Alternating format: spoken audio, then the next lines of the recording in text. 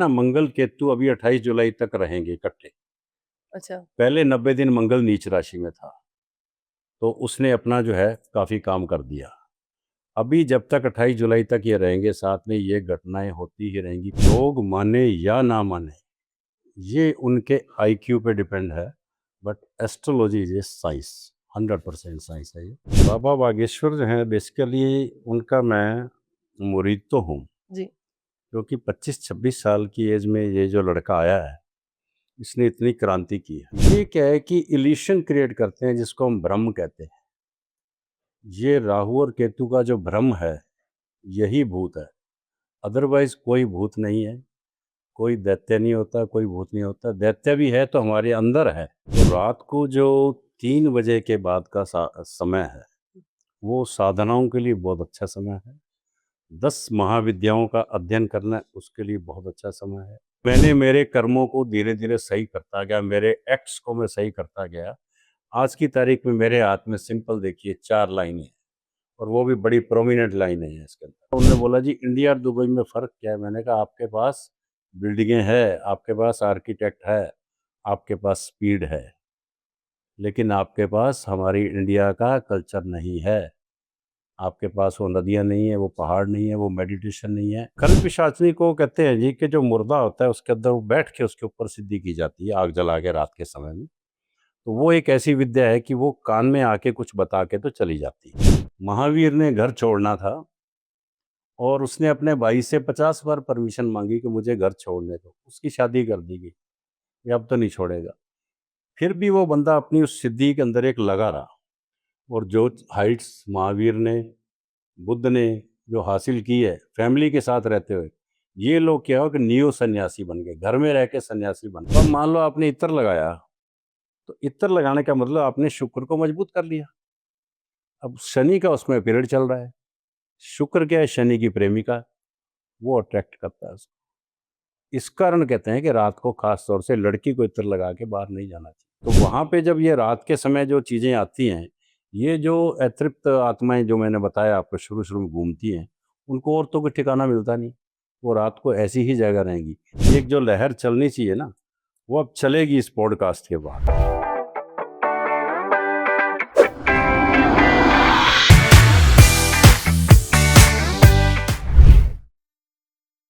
नमस्कार दर्शकों, स्वागत है आपका मिनी मैजिक स्टोरी के एक और शानदार पॉडकास्ट में। आज के जो हमारे गेस्ट हैं, उनको इंटरनेशनल लेवल पे बाली के अंदर इंडियाज़ बेस्ट एस्ट्रोलॉजर का अवार्ड मिला है।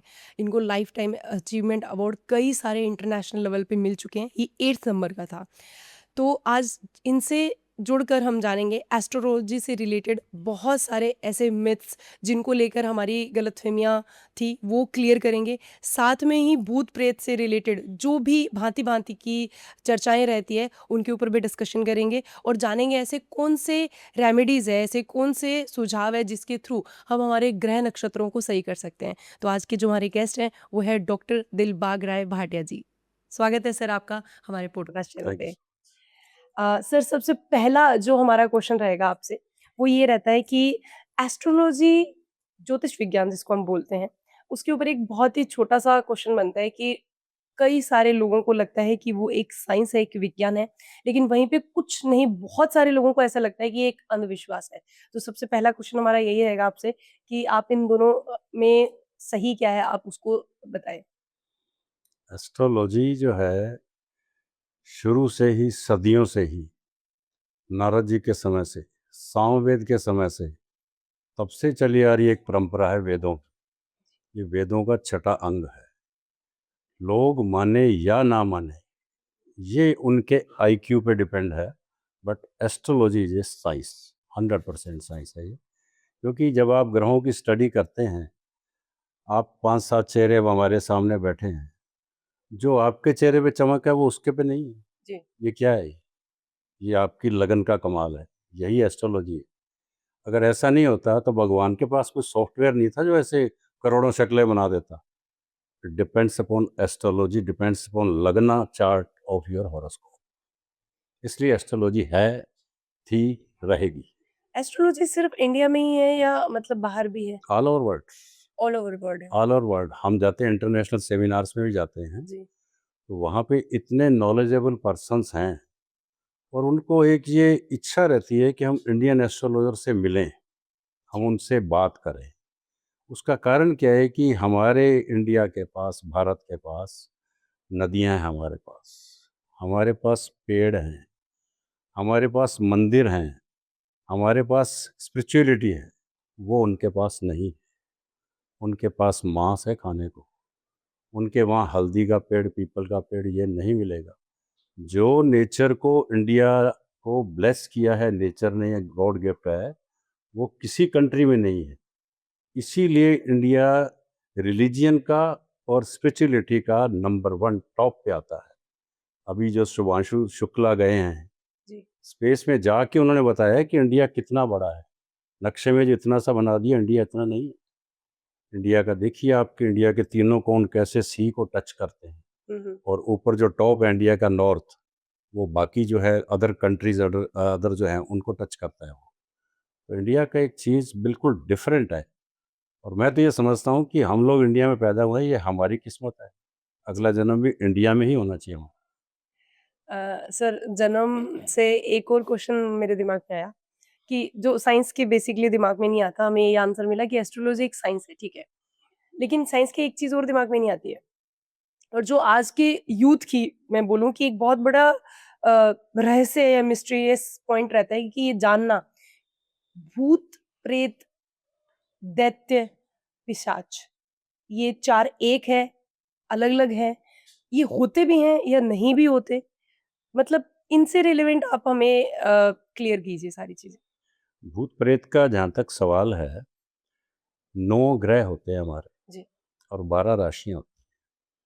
उनमें से 2 ग्रह ऐसे हैं, राहु और केतु। जी, ये क्या है कि इल्यूशन क्रिएट करते हैं, जिसको हम भ्रम कहते हैं। ये राहु और केतु का जो भ्रम है, यही भूत है। अदरवाइज कोई भूत नहीं है, कोई दैत्य नहीं होता, कोई भूत नहीं होता। दैत्य भी है तो हमारे अंदर है, जी, देवता है तो हमारे अंदर है। अगर आपकी कुंडली में गुरु बढ़िया है, तो निश्चित रूप से आपकी जो प्रकृति है ना, वो देवता वाली बनेगी। और अगर आपकी कुंडली में शुक्र, बुध, राहु ये डोमिनेटिंग है, तो निश्चित रूप से आप जो है दैत्य बन जाओगे। बस यही परिभाषा है इसकी। बेसिकली भूत प्रेत कुछ नहीं होता। तो जो इतने एक्ट्स होते हैं, इतने लोग जो बातें करते हैं या रात में कुछ ऐसे पैरानॉर्मल एक्टिविटीज़ देखने को मिलती है, जैसे कि अभी ट्रेंडिंग वर्ड चल रहा है, मतलब ट्रेंड में भी चल रहा है कि लोगों का मानना है कि 12 बजे ज़ूम मीटिंग जो हो रही है, उनके अंदर कुछ अजीबो-गरीब हरकतें होती हैं, जिनका उनका मानना है कि कुछ ऐसे एक्ट है जो शायद भूत करवा रहे हैं। अब मैं आपको ये बताऊं हुँ, कि शाम का जो समय होता है 6:30 बजे के बाद, इसको बोलते हैं हमारी भाषा में गोधूली बेला।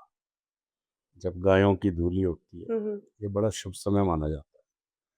इसी समय राहु का आगमन होता है, जो कि एक दैत्य है।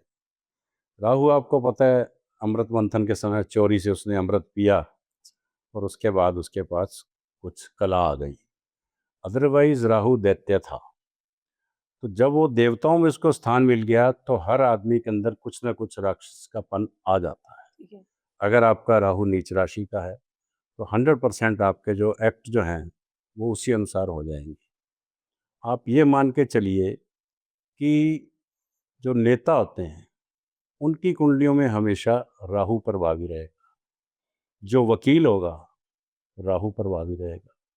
जो पुलिस वाला होगा, राहु के साथ मंगल प्रभावी रहेगा। तो ये मान के चलिए कि जहाँ राहु का अंश डोमिनेटिंग है, वो आदमी समाज में होशियारी करेगा। राहु ने चालाकियाँ देनी है, राहु ने मक्कारियाँ देनी है, और साथ में अगर बुध मिल जाए, तो आप ये मान लीजिए कि सत्यानाश। क्योंकि बुध भी बड़ा चालाक होशियार बनी है बुध भी। तो राहु और बुध जब कुंडलियों में मिल जाते हैं, यही चालाकियाँ सिखाते हैं। इसीलिए नेता लोग बातों को मैनेज करने में ज़्यादा कामयाब हो जाते हैं, हम लोग नहीं हो पाते, क्योंकि उनके पास राहु की एक कलाकारी है। और ज्योतिष का ये एक्सपीरियंस है कि अगर आपका राहु 10वें घर में है, तो आप 100% राजनीति करेंगे। अगर आपका राहु 11वें घर में है, तो भी आप राजनीति करेंगे और उससे पैसा कमाएंगे। अगर आपका राहु 12वें घर में है, आप पैसा तो कमाएंगे, लेकिन आपका खर्चा भी, आपकी संतान जो है वो उसी रेशों में डुबो देगी आप। सर, जो अपने या अपने दादा परदादा के टाइम पे या जो कहानियाँ हम सुन रहे हैं, आपका मानना है कि राहु और केतु की वजह से भ्रम उत्पन्न होते हैं? नहीं होते भूत, है ना? ऐसा भ्रम मानना उत्पन्न होते हैं। भ्रम उत्पन्न होता है। Rahu is illusion. बिल्कुल, तो ऐसा मैंने जो आपको जो बात स्टार्ट की थी ना, हुँ। कि शाम के समय राहु आएगा, जी, 8 बजे के बाद फिर एक शनि का आगमन होता है। ठीक है। 8 से 12 बजे के बीच पूरा शनि का प्रभाव रहता है, और उस दौरान आप ये नोट कीजिए कि जितने भी क्लब चलते हैं, हुँ। जितने भी बार चलते हैं, जितने भी कैबरे डांस होते हैं, ये सब के सब काम 8 से 12, 1-2 बजे तक चलते रहते हैं। उसके बाद फिर क्या है कि जब ये सब काम, बुरे काम हो चुके होते हैं राहु और शनि के कारण, हुँ। फिर उनको पैसिफाई करने के लिए केतु आता है। केतु भी रहस्यमय प्लेनेट है, लेकिन वो अच्छा प्लेनेट है। ये क्या है कि शनि का ये भी एजेंट है, राहु भी एजेंट है। राहु तो बुरी बातें बताएगा, केतु अच्छी बातें बताएगा। तो रात को जो 3 बजे के बाद का समय है, वो साधनाओं के लिए बहुत अच्छा समय है। 10 महाविद्याओं का अध्ययन करना उसके लिए बहुत अच्छा समय है।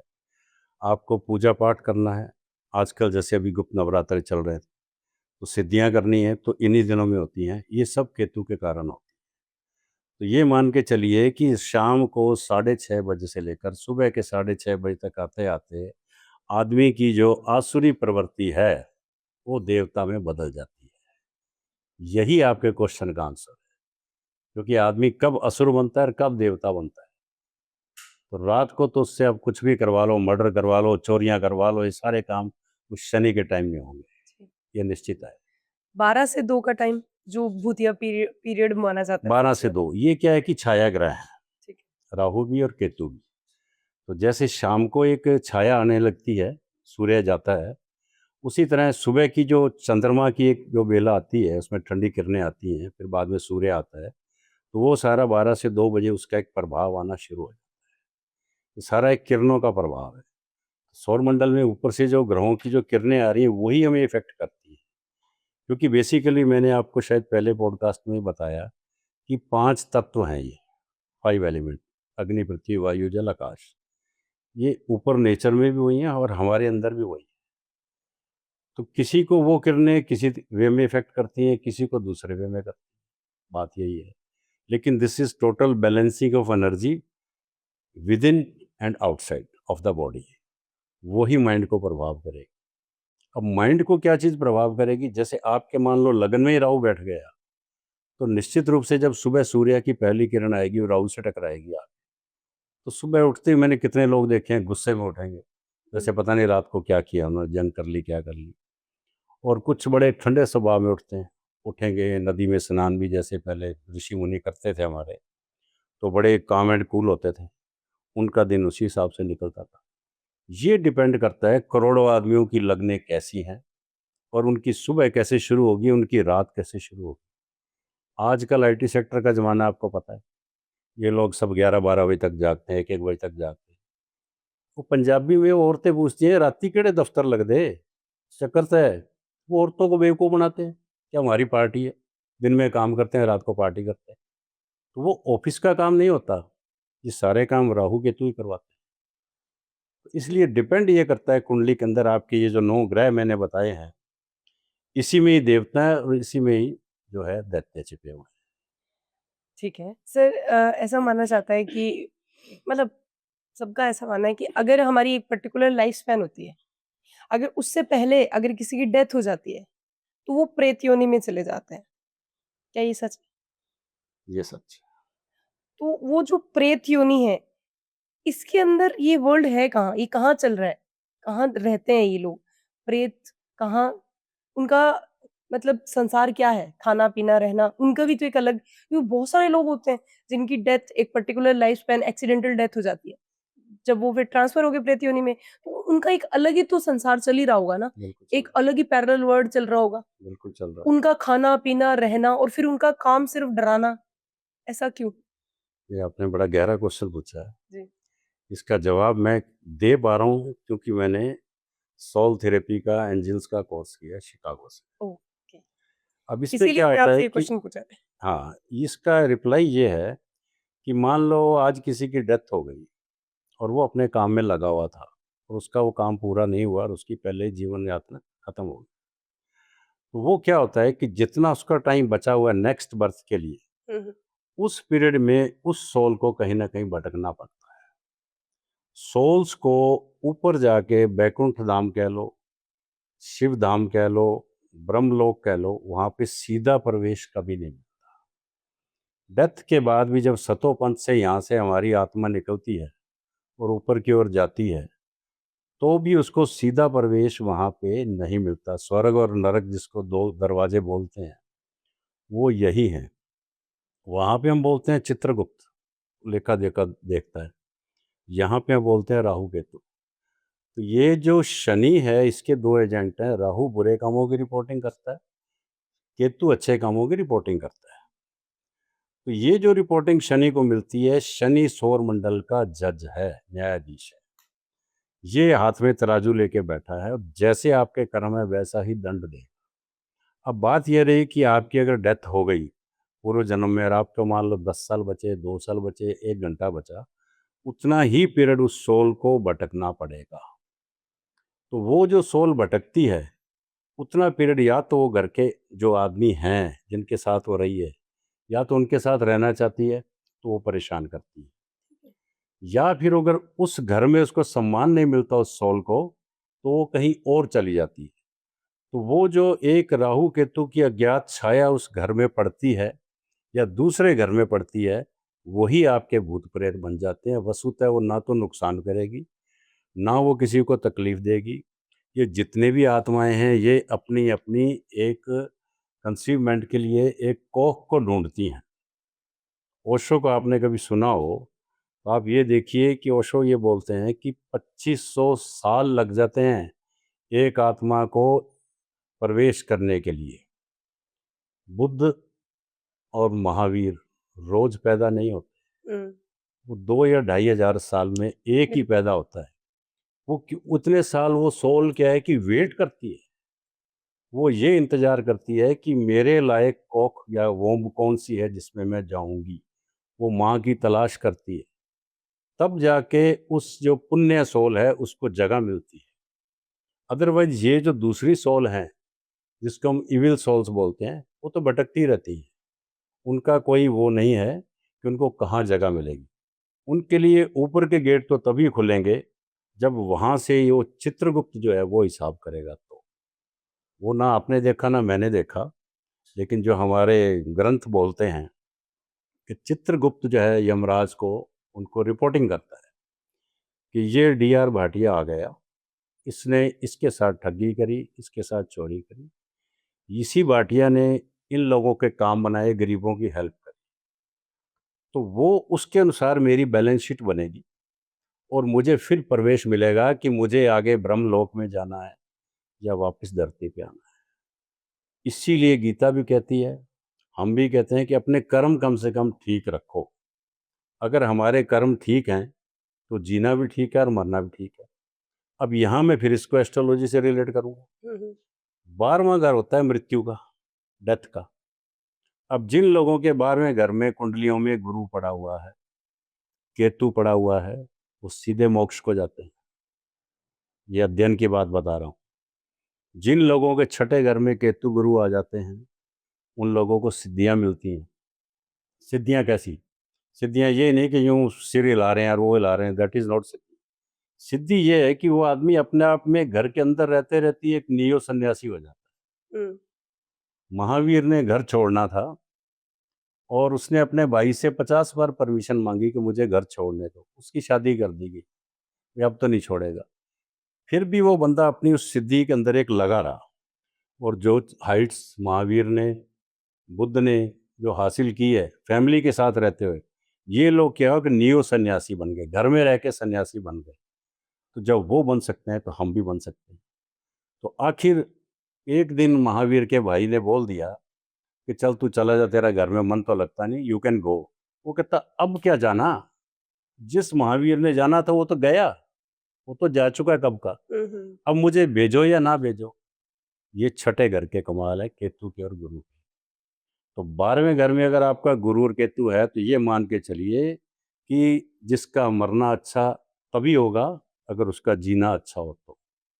अगर वो अपनी लाइफ को सही तरीके से जिएगा तो वो 12वें घर के रिजल्ट उसको मिलेंगे। तो यहीं से जन्म हम लेंगे, हमारी डीड्स अच्छी हैं, कर्म अच्छे हैं, तो हम मोक्ष की ओर डेफिनेटली जा सकते हैं, चाहे गुरु 12वें घर में हो या नहीं। ठीक है। आप ब्लेसिंग लेते रहो, पिता की, दादा की, माता की, गुरुओं की, बुजुर्गों की, आपका गुरु अपने आप बढ़िया हो जाएगा। लेकिन बाप को पूछता कौन है आजकल? सूर्य खराब हो गया आपका। माँ को कौन पूछता है? चंद्रमा खराब हो गया आपका। भाई को आपने नहीं पूछा, गया मंगल आपका पानी में।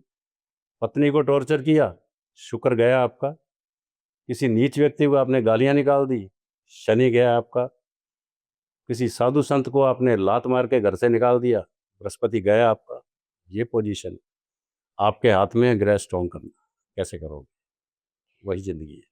तो जो ग्रह हैं, उनके अकॉर्डिंग हम कर्म करते हैं या कर्मों के अकॉर्डिंग हमारे ग्रह बनते हैं? मतलब क्या रिलेशन है ग्रह? कर्मों के अकॉर्डिंग आपकी कुंडली चाहे कितनी भी घटिया हो, दिस इज माई एक्सपीरियंस, जी।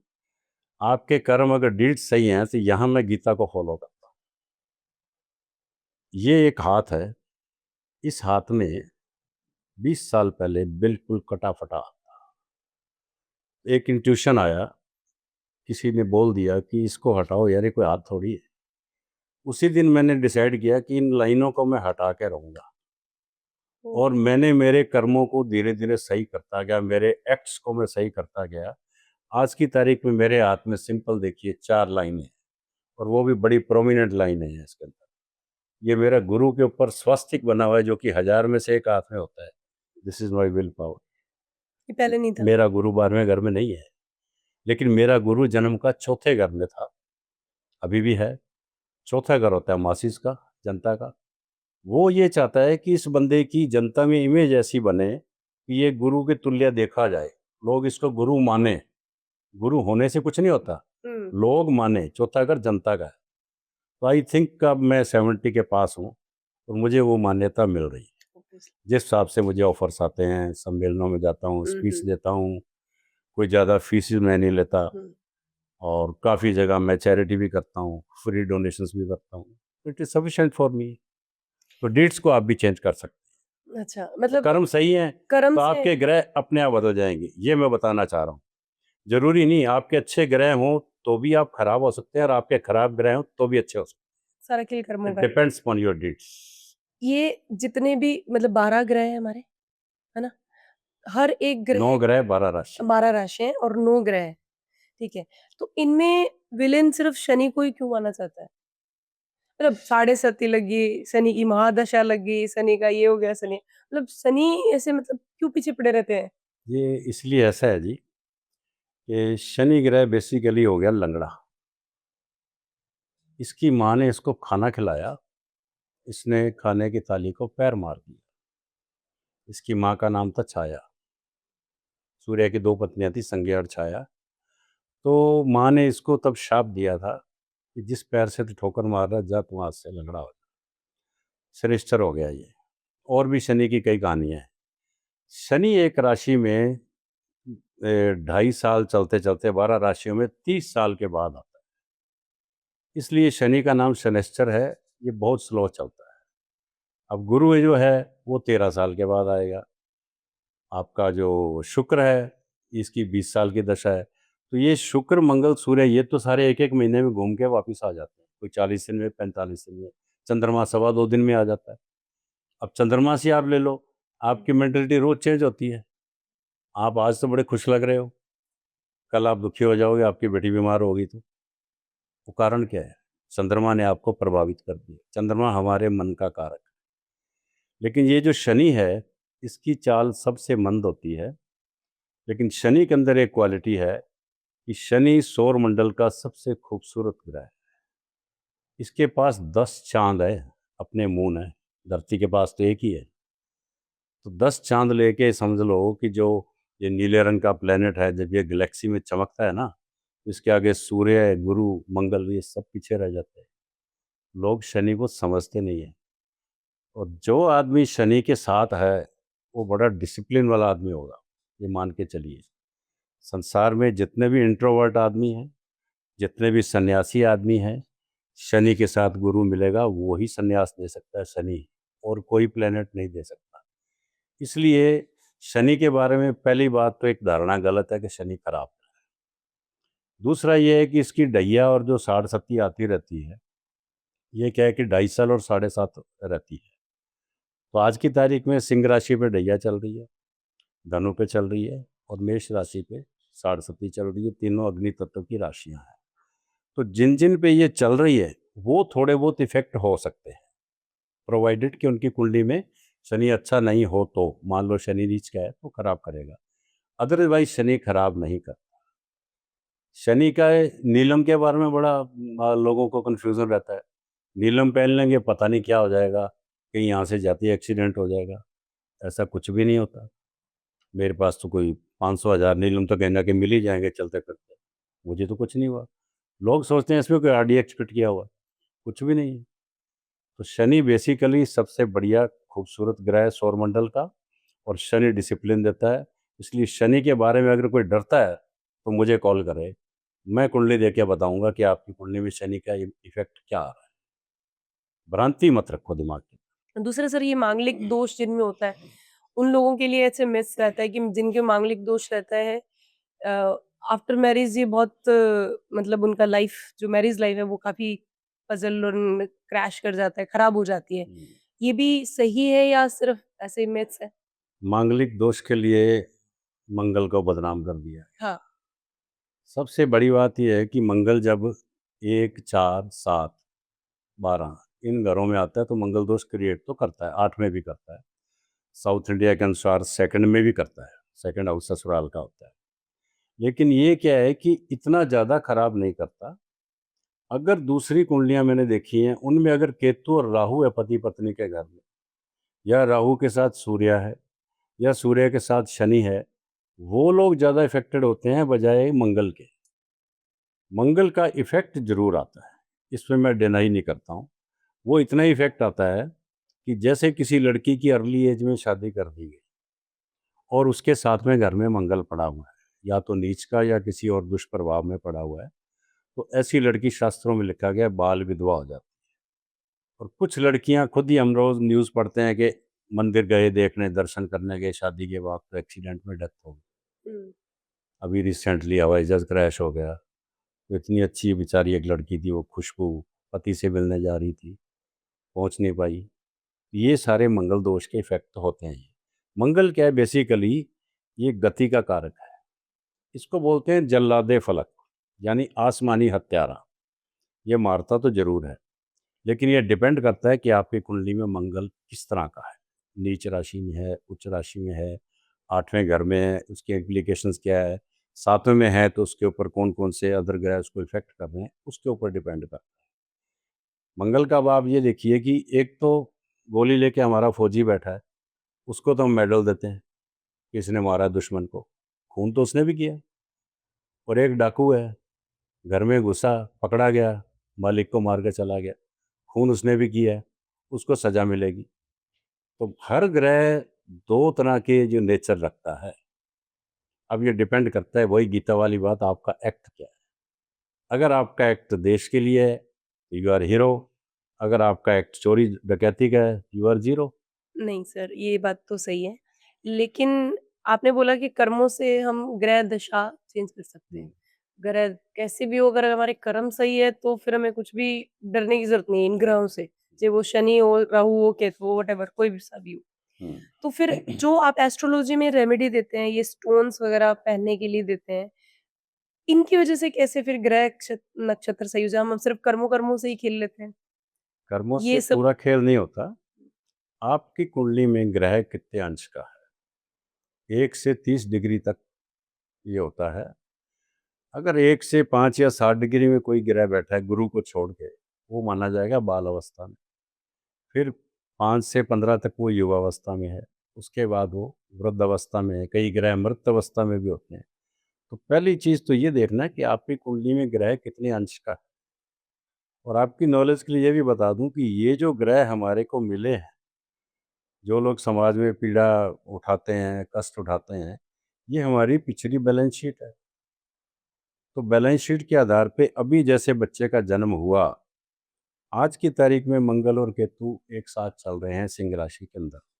अब आज कितने प्लेन क्रैश हो रहे हैं, कितनी जगह अटैक हो रहे हैं, ईरान इसराइल का अटैक हो रहा है, सब जगह लड़ाई चल रही है, यूक्रेन की चल रही है, इंडिया पाकिस्तान की चल रही है। तो अभी जिस बच्चे का जन्म होगा वो जरूर वायलेंट होगा, ये मान के चलिए। इसका मतलब ये नहीं कि अभी 10 करोड़ बच्चे पैदा हो गए तो सारे के सारे वायलेंट हो जाए। हो सकता है कि उस मंगल और केतु पे कहीं गुरु की दृष्टि पड़ जाए, कहीं सूर्य की दृष्टि पड़ जाए।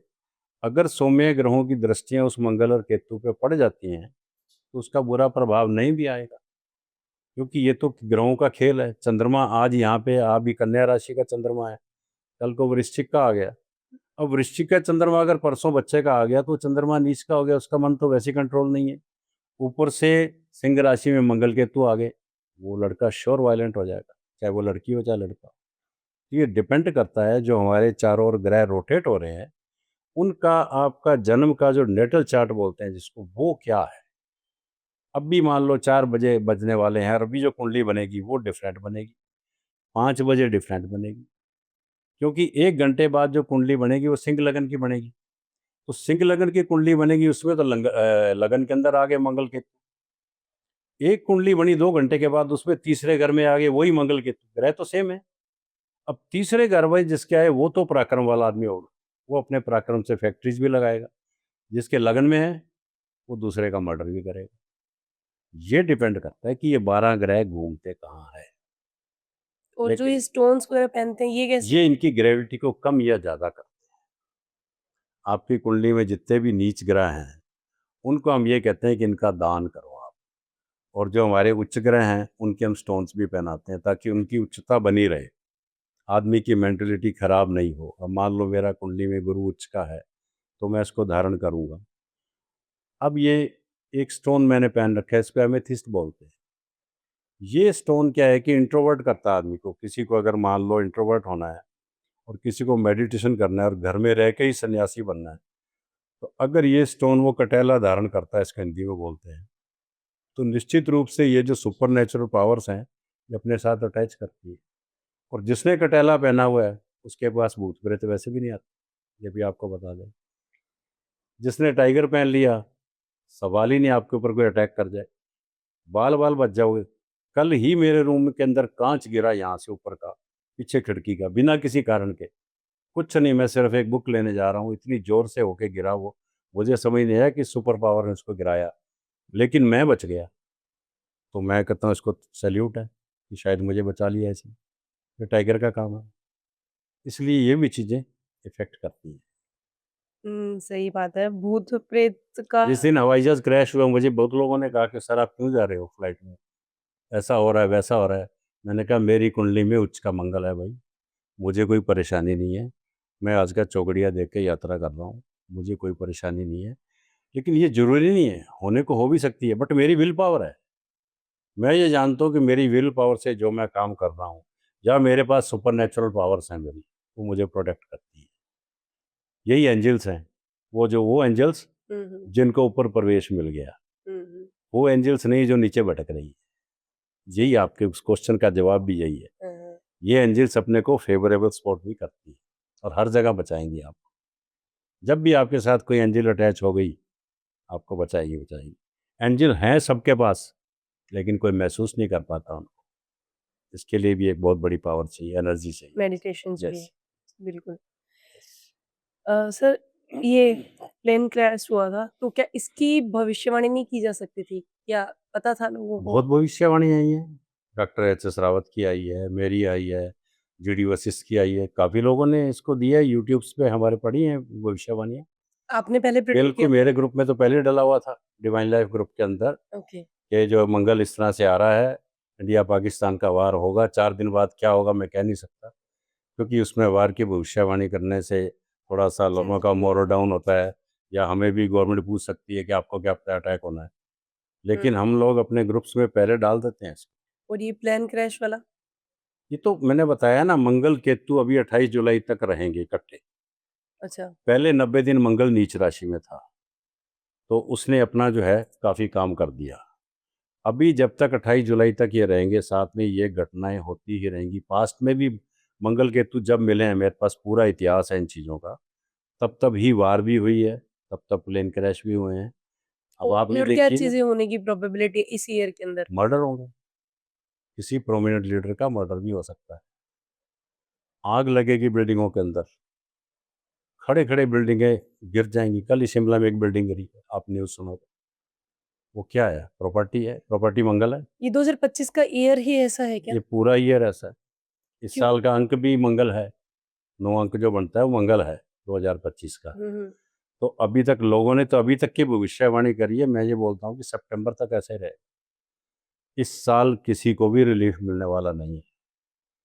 सिर्फ वही बचेगा जिनकी कुंडलियों में मंगल अच्छा है, या जिन्होंने अपने, जो गीता की बात आ गई, कर्म अपने अच्छे। डीड सही कर रखी है, उनके लिए बेस्ट है। सर, जिनके मान लो किसी के मंगल खराब है और वो इस ईयर में अपने आप को प्रोटेक्ट करना चाह रहे हैं, तो उसको क्या क्या चीजें फॉलो करनी चाहिए? उसको फॉलो करने के लिए सबसे पहले ये देखना है कि अगर उसकी शादी होने वाली है तो 100% वो कुंडली मिला के शादी करे, पहली बात। अगर उसको ट्रेवल करना है तो उस दिन का चौगड़िया देख के, या उस दिन का दिनमान देख के, जो हमारे पंचांग में डेली आता है डिवाइन लाइफ ग्रुप के अंदर, उसको देख के अगर वो चलता है तो उसको कोई परेशानी नहीं आएगी। अगर उसने तीर्थ यात्रा करनी है तो भी बहुत ध्यान से करनी है। तीर्थ यात्रा में भी तो लोग गए, कोई भगदड़ में मारा गया। अभी कल परसों 3 आदमी जगन्नाथ रथ रथ यात्रा में मारे गए। तो ये वही लोग हैं जिनको घर से निकलना चाहिए या नहीं निकलना चाहिए, ये थोड़ा सा हमसे अगर सलाह लेने तो ज़्यादा अच्छा है। हम लोग यही तो गाइड करते हैं। हम्म। लेकिन कुछ लोग क्या है कि ज्योतिष को एंटरटेनमेंट समझते हैं, तो वो भी चीज़ गलत है। या तो एस्ट्रोलॉजर से पूछो ही मत, पूछो तो उसको फॉलो करो।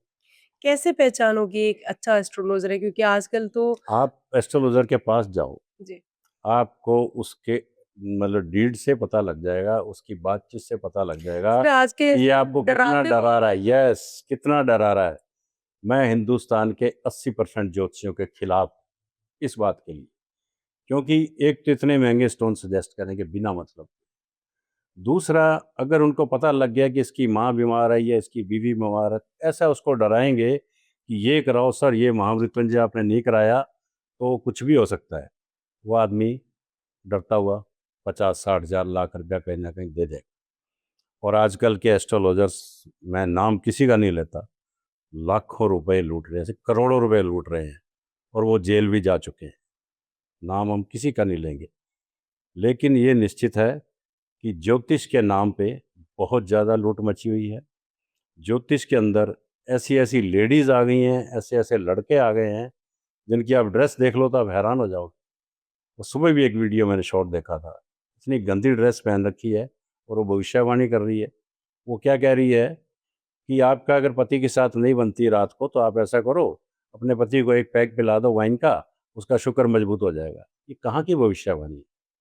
इन लोगों ने ज्योतिष का स्टैंडर्ड खत्म कर दिया, और मैं इसके खिलाफ हर मंच पे आवाज़ उठाता हूँ कि एक तो लूटपाट बंद होनी चाहिए, एक ज्योतिषीय क्वालिफाइड होना चाहिए, और दूसरा ये बेवजह के लोगों को डरा धमका के जो पैसे लेते हैं, उनका अंत बहुत खराब होता है। ऐसे ज्योतिषियों की औलाद कभी भी अच्छी नहीं निकलेगी, ये मान के चलिए। पैसे का एक सिद्धांत है लक्ष्मी का, जिस वे में आपने कमाया है उसी वे में जाएगा वो, आपके पास रुकेगा नहीं। लक्ष्मी विष्णु जी की पत्नी है, इतनी बेवकूफ़ नहीं है कि आपका बस आसानी से आ जाएगी। वो जाएगी भी ऐसी। वो जाती है ना जब, वो उल्लू पे सवार लक्ष्मी होती है। और जो दिवाली की रात जुआ खेलते हैं, वो भी उल्लू पे सवार होती है। लक्ष्मी दो होती है, एक स्थिरा एक चंचला। तो हमें तो स्थिरा लक्ष्मी चाहिए। मुझे 50,000 रुपया खर्चे का चाहिए, मेरे पास आ जाए सफिशिएंट। लेकिन मैं ये सोचूं कि मुझे 1 करोड़ रुपया चाहिए, और उस पैसे को ज्योतिष से कमा के मैं कहीं और खर्च करूं, क्लबों में जाके खर्च करूं, या सट्टे में लगाऊं, या आईपीएल में लगाऊं, तो काहे का ज्योतिष? लोग यही काम कर रहे हैं। It must be condemned. ये आपके माध्यम से मैं कहना चाहता हूँ। आज मैं मोस्टली बहुत मंचों पे जाता हूँ, चीफ गेस्ट रहता हूँ। अभी मेरा उदयपुर में प्रोग्राम है, बाहर मेरा यूएसए के अंदर भी एक मेरा कार्यक्रम है, और कई जगह मेरे बुकिंग है दिसंबर तक एडवांस। मेरे लेक्चर सब जगह होते हैं, और सब जगह ये मोरल वाले और एथिकल लेक्चर्स ही होते हैं। चाहे मैं लाल किताब पे बोलूँ, चाहे मैं वास्तु पे बोलूँ, चाहे मैं हस्त रेखा पे बोलूँ, आप किसी सब्जेक्ट पे बुला लीजिए, आपको जो मैटर मिलेगा ना, वो पब्लिक को गाइडलाइन करेगा। ये मैडम बैठे हैं, मेरे पास जितने क्लाइंट आते हैं ना, आते तो बड़े डरते रहते हैं, जाते हुए पैर छू के जाते हैं, सर आप ही हो, बिल्कुल। She is witness. जी। तो यही होना चाहिए। आप लोगों से मान लो मैं जुड़ गया, तो 20 साल से जुड़ा हुए हूँ, 30-30 साल, 40 साल पुराने कस्टमर हैं। माँ आ रही, बाप आ रहे, बेटा आ गया, उनके बेटे, परपोते, पोते सब आ रहे हैं। उसका कारण क्या है? उसका कारण यही है फेथ। कि हमने शुरू से लेकर आज तक कोई भी ऐसा एक्ट नहीं किया जिससे उनको ये लगे कि मैं डरा के पैसे ले रहा हूँ, और ये लेना भी नहीं चाहिए।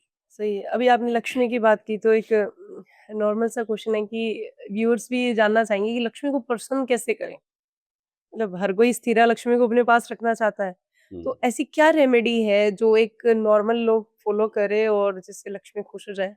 इसका जवाब तो मेरे पहले क्वेश्चन में मैं आपको दे चुका हूँ कर्मों। कि जिस वे में लक्ष्मी आएगी, हुँ। उसी वे में जाएगी। अब यहाँ पे बात ये होता है कि कुंडली के अंदर जो 10वां घर होता है आपके कर्म का होता है, 11वां घर आपके लाभ का होता है, और 12वां घर खर्चे का होता है। तो 10वां घर जो 10th हाउस है, वो डिसाइड करता है कि आप किस वे में पैसा कमाओगे। अगर आपके 10वें घर में राहु, शुक्र, बुध पड़े हैं, तो आज जो मैं आपके सामने बैठा हूँ, आप इतना मीडिया लेके बैठे हैं, ये सब उसी का कमाल है। हो सकता है इनकी कुंडली में ये ग्रह अच्छे हों, इनकी कुंडली में ये ग्रह अच्छे हों, और आप तो वैसे भी शुक्र से प्रभावित हो। तो ये जो चीज़ें हैं, राहु, शुक्र, बुध, ये टेक्नोलॉजी के ग्रह हैं, और आजकल इनका ही ज़माना है। ये बात मैंने दुबई में भी कही थी। मैंने ये बोला था, उन्होंने बोला जी इंडिया और दुबई में फ़र्क क्या है? मैंने कहा आपके पास बिल्डिंगें हैं, आपके पास आर्किटेक्ट है, आपके पास स्पीड है, लेकिन आपके पास हमारी इंडिया का कल्चर नहीं है।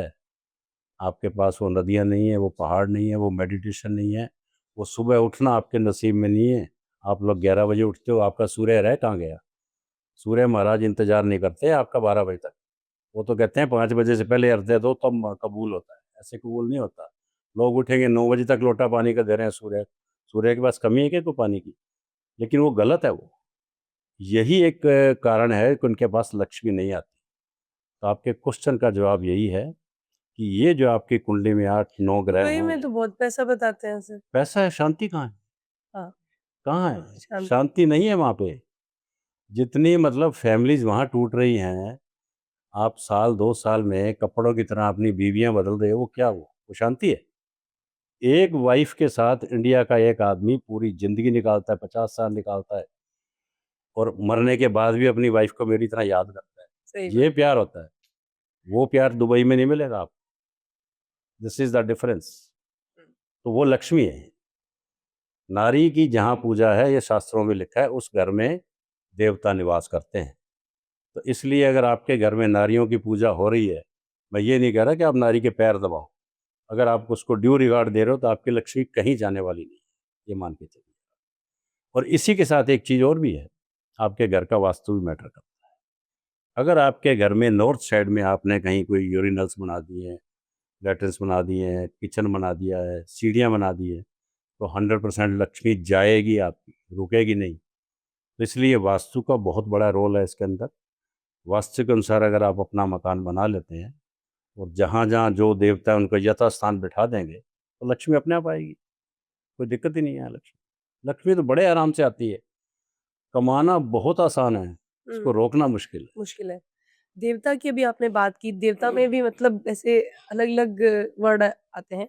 कुल देवता अलग बोला जाता है, ईष्ट देवता अलग बोला जाता है, पितृदेव अलग बोला जाता है, पितृदोष अलग बोला जाता है। इनको थोड़ा डिफरेंशिएट कीजिए। पितृदोष जो है कुंडली में आपके अगर सूर्य और राहु खराब हैं, ये पितृ पितृदोष। होते कौन हैं? पितृ हमारे बड़े बुजुर्ग, बाप दादा परदादा, जिनको बिल्कुल। हम नहीं जानते, वो पितृदोष है। उनकी अभी तक तो अभी मुक्ति हमारे सेशन में शुरू में बात चली थी कि ये जो आत्माएं भटकती रहती हैं अपना स्थान, इनकी मुक्ति हाँ, नहीं हुई है अभी तक हाँ, मतलब। जिनकी मुक्ति नहीं हुई, हाँ, वही आत्माएं पितृदोष क्रिएट करती हैं। वो ये चाहती हैं कि मेरा बेटा मुझे हरिद्वार लेके गया, उसका ये पिंडदान रह गया, या उसका कोई ऐसा एक पंडितों का जो क्रियाक्रम करवाते हैं, कोई ऐसा कोई उसके अंदर एक्शन परफॉर्म होने से रह गया, तो वो आत्मा क्या है कि वो कहीं न कहीं उसको जगह नहीं मिलती है। वही पितृदोष का कारण बनती है। मतलब पितृ हमारे ही एंसेस्टर हैं यानी कि हमारे पूर्वज। हमारी हैं, है ना? हमारे हैं। तो जब वो हमारी ही हैं, तो हम्म। फिर वो अपने को दोष क्यों दे रहे हैं? मतलब दोष नहीं देते वो पितृदोष खुद बोला। परेशान है, वो ये चाहते हैं, आपसे उम्मीद करते हैं कि मेरे लिए कुछ करो। कई घरों में मैंने ऐसा देखा है कि जब भी मैंने पितरों के लिए गायत्री का एक छोटा सा हवन बोल दिया, हम ये बोलते हैं कि आप घर के सारे मेंबर इकट्ठे होके 20-20, 50-50 रुपये डालो, किसी पंडित से आप गायत्री का हवन घर में करवा लो। गायत्री महामंत्र है, उसका धुआं थोड़ी देर भी अगर घर में रह जाता है, आपका पितृदोष खत्म हो जाता है। इसी तरह हम कहते हैं कि एक पेड़ा बनाओ और उसको गाय को खिला दो, काले रंग की गाय हो, श्यामा गाय बोलते हैं, या वाइट गाय हो, तो भी पितृदोष कट जाता है। तो ये चीज़ें अगर हैं मान लो कुंडली के अनुसार, तो इनके उपाय भी हैं, लेकिन इतने उपाय खराब या इतने पैसे वाले नहीं हैं जितने कि पंडित पुरोहित ठगते हैं। यहाँ भी दुकानदारी है। आज एक गरीब आदमी संस्कार कराने हरिद्वार जाएगा ना, उसके बस की बात नहीं है। वहाँ जो बार्गेनिंग चलती है 50,000 60,000 से शुरू होके 3,000 4,000 तक आती है। अब बताओ, जो आदमी 60,000 में वो काम कर रहा है, 4,000 में कैसे कर देगा? बट ये सारा का सारा बिजनेस है। तो ये कोई ज़रूरी नहीं है कि जो हमारे वहाँ पंडे और पुरोहित बैठे हैं वो इतने वो जेनरस हो गए कि हमारा थोड़े में काम कर देंगे। ये सब के सब लूट-पाट में लगे हुए हैं। और यही मैं बोलता हूँ कि जितना जेन्युइन पैसा उनको लेना चाहिए वो लें। हम नहीं कहते, हम जाते हैं, हमारी भैया खुलवाते हैं, जेन्युइन पैसा लेते हैं। लेकिन एक गरीब आदमी अफ़ोर्ड नहीं कर सकता। अभी मैंने 5-7 दिन पहले एक आर्टिकल दिया था गुड मॉर्निंग के साथ कि मृत्यु भोज पे इतना पैसा क्यों फिर खर्च करते हैं? आपने शायद पढ़ा होगा। हुँ, तो ज़रूरत क्या है? क्या ज़रूरत है इतना बड़ा हॉल बुक करा के लोगों को वो लंच या डिनर करवाने की? आप अपने घर में, आपके डेथ हो गई है, आप अपने व्हाइट कपड़े पहन के आप हाथ जोड़ के घर से भी तो विदा कर सकते हो। पहले कौन से ये बैंक्वेट हॉल होते थे? सही बात। तो वो करना चाहिए। आजकल तो कंधी दौड़ चल गई कि वो आएँगे, इतने रिश्तेदार आएँगे, ये खाना बनेगा, ये सब्जियाँ बनेगी, मेन्यू तय होता है जैसे कोई शादी हो रही हो। ये सारी चीज़ें बंद होनी चाहिए या कम होनी चाहिए, क्योंकि फालतू खर्चे करने से भी कुछ कोई पितर प्रसन्न नहीं होते हैं। अगर आपकी कुंडली में राहु सूर्य का अगर दोष है छोटा-सा, तो उसको तो सिंपल गायत्री से भी दूर किया जा सकता है, हवन करवा के भी। तो जो चीज़ हवन से दूर हो सकती है, उसमें अब ये स्वाहा बोल के डालते हैं लोग, स्वाहा बोलते नहीं। स्वाहा का मतलब क्या है? अग्नि की पत्नी है ये। अच्छा। अगर वो स्वाहा बोलेंगे तभी दोष कटेगा, वो बोलते ही नहीं है लोग, यूँ फेंकते हैं। हुँ, this is not the way, आहुति देते हैं, this is not the way, ये है तरीका, ऐसे देना है। वो देवता है, अग्नि देवता है वो, उसकी पत्नी का नाम स्वाहा है। ये लोगों को पता भी नहीं है। हुँ, ये लिटिल नॉलेज है, यही चीज़ मैं अपने रूम से गाइड करता हूँ लोगों को हुँ, कि हुँ, क्या करना है, क्या नहीं करना। हुँ। और कुल देव और इष्ट देव? कुल देव तो आपके जो हैं, जो आपका शुरू से चला आ रहा है आपके खानदान के अंदर, आपके पिता का, दादा का, जिनको मानते आए हैं, हुँ, हुँ, वो आपकी कुल देवी है या कुल देवता है। अब कुछ लोग माता को मानते हैं, कुछ शिव को मानते हैं, तो अपनी-अपनी ये परंपरा है। तो जो कुल देवी है उसको भी बेसिकली कुल देवी हो, आपका चाहे पितृ देवता हो, आपके चाहे कोई पूर्वज हो, हैं सब एक ही। ये सारी वो पावर्स हैं जो कि हम तो उनके बच्चे हैं, जो हमें चला रही हैं। अगर हम उनको फॉलो ही नहीं करेंगे, आधे लोगों को तो पता ही नहीं आपका कुल देवता है कौन, हुँ, आधे लोगों को अपने धर्म का ही नहीं पता। अभी एक वीडियो में शॉर्ट देख रहा था, तो लड़की अपने पापा से कहती, पापा आपने मुझे क्यों नहीं बताया हमारे हिंदू संस्कार क्या है? मुसलमानों के बच्चों को पता है। तो हम लोग अपने संस्कार खुद छोड़ते जा रहे हैं। कितने बच्चे ऐसे हैं आजकल, आपके मेरे दुनिया के, कि जो कि भाग रहे हैं कन्वेंट स्कूलों के पीछे कि मेरा केवी में एडमिशन हो जाए तो ठीक है। अरे केवी में जाके करोगे क्या? अपने संस्कार तो दो बच्चों को। मैं अभी बाली में गया, वहाँ पे रामायण के ऊपर इतने बड़े पात्र बने हुए हैं और उन्होंने एक एक्ट किया। वो बता रहे हैं कि रामायण कैसे हुई थी, सीता कौन था, हनुमान कौन था, वो सब बता रहे हैं। हमारे देश में क्या हो रहा है? कुछ भी हुँ, नहीं है।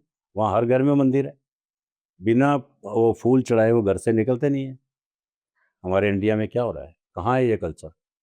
हम अपने घर के मंदिर में अगर कोई हाथ जोड़ता है तो उसको कहते हैं ये तो ओल्ड फैशन बंदा है, हटाओ इसको, ये क्या करता है ये? तो इन लोगों को संस्कार का नहीं पता। ज़रूरत ये है कि आज की तारीख में हमारे संस्कार क्या है वो लोगों को बताए जाए। ऐसी अवेयरनेस इंडिया में चाहिए, ये मैंने वहाँ इंडोनेशिया में जाके महसूस किया। कल्चर मेरे देश का है, मेरे से ज़्यादा सभ्य नेपाल है, मेरे से ज़्यादा सभ्य बाली है। मेरे देश में वो कल्चर नहीं जो होना चाहिए। राम तो मेरे देश का है ना, हुँ। उसकी वैल्यू ये नहीं है। रावण की वैल्यू है, हम सब रावण हो गए, बात तो ये है। नहीं सर, बिल्कुल ये आपने सही बोला कि हम हमारे ही संस्कार को छोड़ते जा रहे हैं और हमारे संस्कार दुनिया पकड़ के और उनको पूछती जा रही है। बिल्कुल। ये तो प्रॉब्लम है, सॉल्यूशन क्या है आपकी नज़रों में? इसका ये है कि सबसे पहले जो है ना, एक मेंटल लेवल सही होना बहुत ज़रूरी है।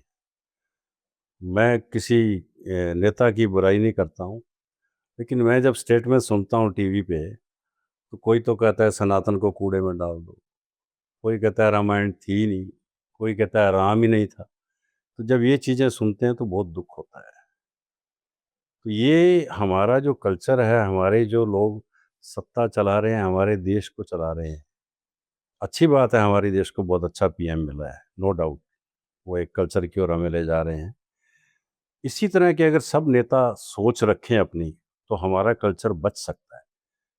कहने का मेरा मतलब ये है कि जितने भी समाज के अंदर नेता हैं आज की तारीख में, जिनके ऊपर जिम्मेवारी है, तो हमारे इंडिया को आगे ले जाने के लिए उनको अपना एक मेंटल लेवल जो है ना ऊपर लाना पड़ेगा। जब तक वो हमारे देश के बच्चों को संस्कार नहीं देंगे, तब तक हम आगे ग्रो नहीं कर सकते। कोई भी कंट्री अपना धर्म नहीं छोड़ता, आप कहीं भी देख लो, चाहे पाकिस्तान हो, चाहे अमेरिका हो, चाहे कनाडा हो, चाहे यूएस, जो भी है, जब सब अपने अपने उसको प्रोटेक्ट करने में लगे हुए हैं, तो हम अपना धर्म क्यों भूल रहे हैं? यही एक जो चीज़ है ना, ये मुझे बार बार परेशान करती है। और इसके लिए मैं तो खुद बड़ा सेंटिमेंटल बंदा हूँ। दो लाइनें मैं गा के आपको बताऊंगा। बिल्कुल। ये एक जो लहर चलनी चाहिए ना, वो अब चलेगी इस पॉडकास्ट के बाद। जी, बिल्कुल। तो दो लाइनें मैं आपको सुनाऊंगा। जी। कुछ तो नाजुक मिजाज है हम भी, कुछ तो नाजुक मिजाज है हम भी, और ये चोट भी नई है अब, कोई ताजा हवा चली है अभी, दिल में एक लहर सी उठी है अभी। ये लहर चलनी चाहिए। सही बात। आपके पॉडकास्ट के माध्यम से मैं बिल्कुल। सभी दर्शकों को कहूँगा कि इस लहर को चलाइए, जी। हमारे धर्म को जिंदा रखिए, हमारे इंडिया को संस्कृति को जिंदा बनाए रखिए। रखें। बिल्कुल, बिल्कुल thank sir. You so much. बिल्कुल, बहुत ही अच्छी वॉइस है सर, मतलब आपकी ऐसे लिस्ट बनाऊँ ना तो मुझे समझ में नहीं आ रहा, आपको मैं कैसे-कैसे टैगलाइन्स दूँ, आपकी ये वॉइस सुन के ऐसे थैंक सिंगर यू। बोलने का मन कर रहा है, एस्ट्रोलॉज़र तो छोड़ो। ठीक है। सर बाबा बागेश्वर के बारे में मैं थोड़ा आपसे जानकारी लेना चाहूँगी। क्या है ऐसा उनके पास पावर कि वो ऐसे कुछ भी लिखते हैं और वो सच निकल जाती है? तो उन्होंने एरोप्लेन क्रैश वाली बात क्यों नहीं लिखी फिर? बाबा बागेश्वर जो है, बेसिकली उनका मैं मुरीद तो हूँ, जी। क्योंकि 25-26 साल की एज में ये जो लड़का आया है, इसने इतनी क्रांति की है। और दूसरा, वो पॉलिटिकल लोगों से अटैच नहीं है। तीसरा, वो सनातन की बात करता है हमेशा, कि हमारे देश का एक सनातन है, वो जिंदा रहना चाहिए। अब जहाँ तक बात उनके पास है, तो हमारा जो धर्म इतना रिच है, हमारा एस्ट्रोलॉजी इतनी रिच है, हमारा कल्चर इतना रिच है कि लोगों के पास बहुत कुछ है।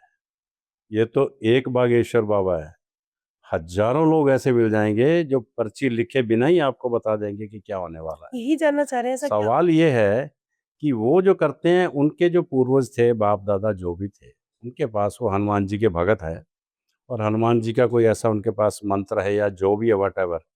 लेकिन उनको मैंने देखा है, उनका लाइव टेलीकास्ट भी देखा है। वो लोगों को कहते हैं जिसको मर्ज़ी बुला लाओ, पर्ची उसी की निकलेगी। तो कुछ ना कुछ तो उनके पास हैं। ये हमारी जो धर्म की सिद्धियाँ होती हैं, अष्ट सिद्धि नौ निधि के दाता हनुमान जी को तो यही बोल वरदान दिया था ना सीता माता ने, वही सिद्धियाँ उनके पास हैं। कुछ लोगों के पास करण पिशाचनी सिद्धियाँ होती हैं, वो शमशान में जाके सिद्धि करती हैं। उन सिद्धियों से भी लोग बता देते हैं कि आपकी जन्म कुंडली की लगन क्या थी, आपके घर में क्या होने वाला है और क्या नहीं होने वाला। लेकिन सवाल ये है कि ये लोग बता तो सकते हैं, लेकिन आने वाली घटनाओं को नहीं बता सकते। अगर यही पता लग जाए, तो मैं तो फिर अभी 5 मिनट में बता दूँगा इंडिया पाकिस्तान का अटैक दोबारा कब होगा। हुँ। ये चीज़ पता नहीं लगती है। ये चीज़ हम एक अंदेशा लगाते हैं। जैसे मंगल केतु मैंने बोला, तो मैं ये कह रहा हूँ कि 28 तारीख तक बहुत सी घटनाएं होंगी। उसमें वार भी शामिल है, उसमें प्लेन का क्रैश भी शामिल है, उसके अंदर कार से एक्सीडेंट भी शामिल है, उसके अंदर बिल्डिंगें गिरना, भूकंप आना, सब चीज़ें हैं। अनप्रिडिक्टेबल डेथ जो अभी आप पॉडकास्ट में शेफाली जरीवाला की हुई, वो भी किसी पॉडकास्ट में मैंने सुना था, उसने कहा था कि 8वें घर में केतु है तो डेथ हो सकती है। तो हम लोग सिर्फ संभावनाएं व्यक्त करती हैं, भविष्यवाणियां नहीं कर सकते, ना ही करनी चाहिए। अगर इस तरह की भविष्यवाणियां सटीक होने लग गई तो अनर्थ हो जाएगा।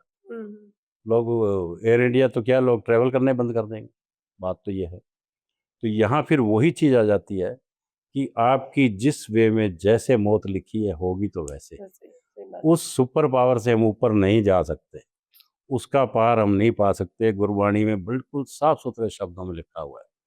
तो वो जो गुरु नानक देव जी कह गए हैं ना, उन बातों का कोई मुकाबला नहीं है। बाकी ये तो अब चमत्कार है, कोई किसी वे में करता है, लोग मेस्मराइज होते हैं, करोड़ों रुपया वहाँ पे दे के भी आते हैं। तो this is the way to earn. अभी आपने नाम लिया कर्ण पिशाच, क्या है और उसको कैसे बुलाया जाता है? कर्ण पिशाचनी को कहते हैं जी कि जो मुर्दा होता है उसके अंदर वो बैठ के उसके ऊपर सिद्धि की जाती है, आग जला के रात के समय में। तो वो एक ऐसी विद्या है कि वो कान में आके कुछ बता के तो चली जाती है कि ये व्यक्ति आया है, इसका पति से अभी अभी झगड़ा हुआ है, तो आप इसको बता दो। तो वो आपकी सारी पास्ट की बातें बता देगा, 2 या 3-4 बातें जो उसको कान में सुनी है। लेकिन उन लोगों के पास उनका फ्यूचर प्रिडिक्शंस नहीं होती। जितने भी आपको चमत्कार बताने वाले हैं वो पास्ट तो जरूर आपका कहीं ना कहीं पकड़ करके बता देंगे, but they can't predict over the future, ये निश्चित बात है। इसलिए कर्ण पिशाचनी को वैसे फॉलो ही नहीं करना चाहिए।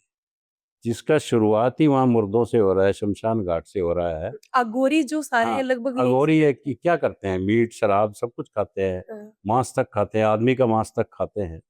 तो आप क्या सोचते हो कि इन लोगों की भविष्यवाणी सही हो जाएगी? नहीं, ये एक भी अघोरी का नाम बता दो जिसने कोई भविष्यवाणी करी और सही हुई। ये एक तरीका है उनके जीने का, उन्होंने अपने जीने का एक तरीका बना लाइफस्टाइल रखा है, अपनी एक ड्रेस बना रखी है। लोग उससे, अब हिंदुस्तान में हर तरह के लोग हैं, मेस्मराइज होते हैं। ज्योतिषियों ने भी अपनी अपनी ड्रेस बना रखी है अलग अलग। कई लेडीज हैं, उन्होंने भी अपनी बना रखी है, किसी को यूं माता आ रही है, किसी को कुछ आ रहा है। कोई अपने बालाजी के दरबार में वहाँ जा रहे हैं, बांदीकुई के अंदर, वहाँ भी हनुमान जी भूत उतारते हैं उतर के। तो ये सब चीज़ें हैं तो सही, लेकिन इनका जो क्या है, कमर्शियलाइजेशन हो गया आजकल। ये लोग पैसा कमाने में लगे हुए हैं, प्रॉपर चीज़ जो है ना वो सामने नहीं आती। नहीं, ये जो मतलब मंदिरों में जाके भूत प्रेत वाली कहानियां हैं, किसी के अंदर आ जाती है कोई आत्मा, तो ये सच है या ये भ्रम है या इल्यूजन? मतलब लग रहा है कि राहु केतु ने ये कुछ कर रखा है, टोटल भ्रम है। कुछ ये होता नहीं है। टोटल मिसगाइड करते हैं लोगों को कि आपके ऊपर कुछ किया कराया है। काला मतलब जादू। हिंदुस्तान में 80% लोग तो इसी से डरे हुए हैं। मेरे पास रोज आते हैं लोग, देखना सर हमारे ऊपर कुछ कराया हुआ हाँ, उसने। काला जादू काइंड ऑफ। कुछ भी नहीं होता, सिर्फ आपके मन का एक भ्रम है, अज्ञात डर है, और डर का पैसा है। डॉक्टर क्या करता है, डर का पैसा लेता है। जी इनको अटैक हो गया, 5 लाख लगेंगे। अघोरी क्या करेगा, वो यही करेगा, डर का पैसा है लेगा। इंश्योरेंस वाले क्या करते हैं, लाखों रुपया प्रीमियम ले लेते हैं, आप मर गए तो इतना मिल जाएगा। अरे मर गए तो उसको मेरे क्या काम आया, इससे अच्छा तो मेरी इतना रहो, दो ही मत प्रीमियम अपने ऊपर खर्च कर लो ना। मैं हर साल 2 लाख मेरे भी खर्च कर लेता हूँ, तो क्या जरूरत है प्रीमियम देने का। और आज की तारीख में डर का पैसा है, दिस इज बिजनेस, और इसमें कुछ भी नहीं है, डरने वाली नहीं, कोई तो बात फिर नहीं। ऐसे क्यों बोला जाता है कि राक्षस गण के जो लोग होते हैं उनको भूत प्रेत का कोई ज्यादा इफेक्ट नहीं पड़ता, या जिसका शनि बहुत मजबूत होता है उस ये जो राक्षस गण और देवगण, ये कुंडलियां मिलाते समय मिला अष्टकूट का एक पार्ट है। इसका मतलब ये नहीं कि वो राक्षस था, ऐसा कुछ नहीं है। इसका मतलब नेचर से डिपेंड होता है कि उस पार्टनर की नेचर क्या है। एक ही राक्षस गण है, एक का देवगण है, तो इसका मतलब ये है कि उनकी जो बेसिक नेचर है उसमें फर्क आएगा।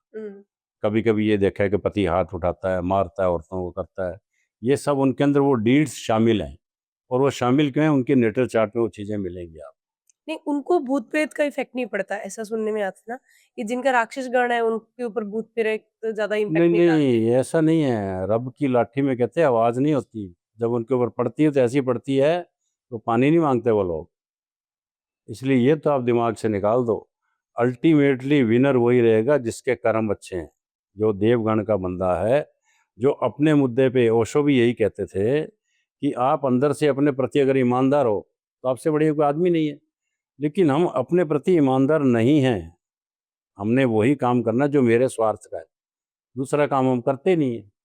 बात तो ये है, हमारे भीतर संसार नहीं होना चाहिए, हम संसार के भीतर रहे तो अच्छा है। बात तो ये है। लेकिन हमने पूरा संसार अंदर समेट रखा है, उसमें अघोरी भी आ गए, उसमें ज्योतिषी भी आ गए, उसमें राक्षस भी आ गया, भूत भी आ गया, प्रेत भी आ गया। ये सारी चीजें इफेक्ट कब करेंगी? जब आपकी कुंडली में चंद्रमा खराब होगा तो उतने ही लोग आपसे इस तरह के क्वेश्चन करेंगे, क्योंकि उनका चंद्रमा बिल्कुल डिफेक्टिव है, वो डरते रहेंगे। अब चंद्रमा 8वें घर में बिल्कुल फैक्ट है, वो मृत्यु तुल्य कष्ट देता है। छठे घर में खराब करेगा। 12वें घर में चंद्रमा हो तो आपका अगर एक फोन कॉल आ गया आप डर जाओगे। ये चीजें ग्रहों से रिलेट तो करती हैं, इसमें कोई दो राय नहीं है। लेकिन वो अगर ऐसे बुरी तरह से प्रभाव करे, ऐसा कुछ नहीं है। मैं पिछले 10 साल से मेरे घर के अंदर अकेला रहता हूँ, मेरे को तो रात को किसी भूत ने नहीं पकड़ा आज तक। ना मेरे घर में कोई खटका हुआ है, नथिंग। ये मन के वहम है, होता कुछ भी नहीं। नहीं तो ऐसे कहते हैं ना, शमशान पे या अमावस्या के टाइम पे रात के 12 बजे ये पैरानॉर्मल एक्टिविटीज ज्यादा लोग नोटिस करते हैं या नहीं, ये सही है, ये बातें ये सही हैं, कैसे? ये बातें सही हैं।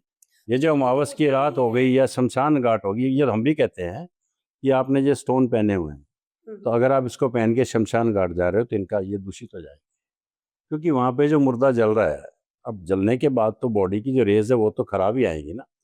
वो इसके ऊपर मान लो सूर्य का, गुरु का प्रभाव है, तो वो इसको दूषित कर देगी। तो जो पावर इसकी मुझे गुरु ने देनी है वो नहीं दे पाएगा। इसलिए शमशान घाट में इनको पहन के नहीं जाना चाहिए। तो वहाँ पे जब ये रात के समय जो चीज़ें आती हैं, ये जो अतृप्त आत्माएं जो मैंने बताया आपको शुरू में घूमती हैं, उनको और तो कोई ठिकाना मिलता नहीं, वो रात को ऐसी ही जगह रहेंगी। लेकिन ये भी कोई ये नहीं कि उनका कोई घर नहीं है, ठीक है। उनका कोई कुछ नहीं खाते, ये उनका ये नहीं कि उनका घर नहीं है, ये शिव का निवास है। शमशान घाट जो है भूतों का, शिव का निवास है। वो देवता के पास ही बैठे हैं, वो देवता की शरण में ही है, तो वहां जाके वो शरण लेते हैं, और कुछ नहीं है। खाना पीना क्या? खाना पीना तो एक फिजिकल बॉडी का है, वो फिजिकल बॉडी तो है ही नहीं। तो उनका वो कोई उस प्रेत योनि के अंदर अपना लाइफ स्पेन निकालने के लिए उनको उतना टाइम एक कहते ना, फिर जैसे कि प्रेत गंध या योनि नहीं है, इत्र लगाने पे ये ज्यादा अट्रैक्ट हो जाते हैं। This is transit period only. वो एक सोल जो वेट कर रही है यहाँ से लेकर यहाँ तक, एक स्पैन उसको निकालना है, उतने स्पैन में उसका अपना घर तो रहा नहीं, इसलिए वो ऐसी जगह पे जाता है, एकांत में जाएगा, पहाड़ों में जाएगा, नदियों में जाएगा, वहाँ से कोई अचानक आवाज़ आ जाती है, कभी कहीं से आ जाती है। तो वो एक चीज़ अलग है, that is transit period of the souls, जिनको की जगह नहीं मिली ऊपर, नथिंग एल्स। थोड़े दिन में उनका रीबर्थ हो जाता है, वो छोड़ के चली जाती है। लेकिन कोई सोल ने आके घर में ऐसा कोई अनर्थ किया हो, ऐसा कुछ नहीं है, ये मैंने कभी नहीं सुना इसका। नहीं मतलब ऐसे बोलते हैं ना सर कि पान है या इत्र है, ये लगा के जाने से, ये चौराहे पे पैर रखने से, चौराहे पे कुछ नींबू और ये सब मिर्ची वगैरह डाल देते हैं, ये सब क्या है? ये काला जादू है? इत्र से प्रभावित हो रहे हैं? ये क्या मतलब, अगर भूत प्रेत नहीं है, अगर हम समझे कि ये भ्रम है, तो फिर ये क्या अट्रैक्ट होता है कि रात को अगर इत्र लगा के जा रहे हैं या परफ्यूम लगा के जा रहे हैं या पान नहीं लगाना चाहिए। हाँ, नहीं लगाना चाहिए, उसका क्यों? कारण क्या है कि मैंने आपको अभी तो बताया कि शाम को राहु का, शनि का, तो ये शुक्र का, ग्रह अपनी तरफ अट्रैक्ट हो हाँ, जाते ये ग्रहों का प्रभाव बढ़ जाता है। तो अब मान लो आपने इत्र लगाया, तो इत्र लगाने का मतलब आपने शुक्र को मजबूत कर लिया। अब शनि का उसमें पीरियड चल रहा है, शुक्र क्या है? शनि की प्रेमिका, वो अट्रैक्ट करता है उसको। इस कारण कहते हैं कि रात को खास तौर से लड़की को इत्र लगा के बाहर नहीं जाना चाहिए। ये एक उनका कंजक्शन है सौरमंडल के ग्रहों का, शनि शुक्र का एक अटैचमेंट है, इसलिए नहीं बाहर जाना चाहिए। तो ये चौराहे पे सिंदूर, नींबू और मिर्ची ये जो रखे होते हैं, ये क्या चीज़ होती है फिर? ये काला जादू है? ये क्या जे- चीज़ है? कोई जादू नहीं है इनके अंदर। फिर ये क्यों ये रखते हैं? हमारे मन के वहम है कि मैंने चौराहे पे जाके एक चकारा निकाल दिया, ये कर दिया, वो कर दिया, इससे कुछ भी नहीं होता। आप अगर साइंटिफिक किसी साइंस वाले से बात करोगे तो उसका कोई मतलब नहीं है इन चीज़ों का, ना ही उससे कुछ होता है। ऐसे अगर कुछ होता हो तो फिर आधी दुनिया तो वैसे खत्म हो जाएगी, ये निश्चित है। इसलिए उनका कोई रेलेवेंस नहीं है उन चीज़ों का, जो भी ये लोग कर रहे हैं। वो समाज के अंदर एक जो है अज्ञानता है, ये मान लो आप, लिटिल नॉलेज है। इसके बारे में भी एक जागरूकता देनी चाहिए, इन चीज़ों से कोई फर्क नहीं पड़ता। लेकिन रात के समय ये जो प्लैनेट्स जो जिनका शासन होता है वो जरूर उसको प्रभावित कर। एक वीडियो में देखा था कि एक ऐसे मतलब पुतली सी बना रखी थी और वो उसके ऐसे पिन मार रहे थे। हम्म, पुतला काइंड ऑफ था छोटा सा और उसे पिन पिन मार रहे थे और कोई सामने एक प्लेयर खेल रहा था।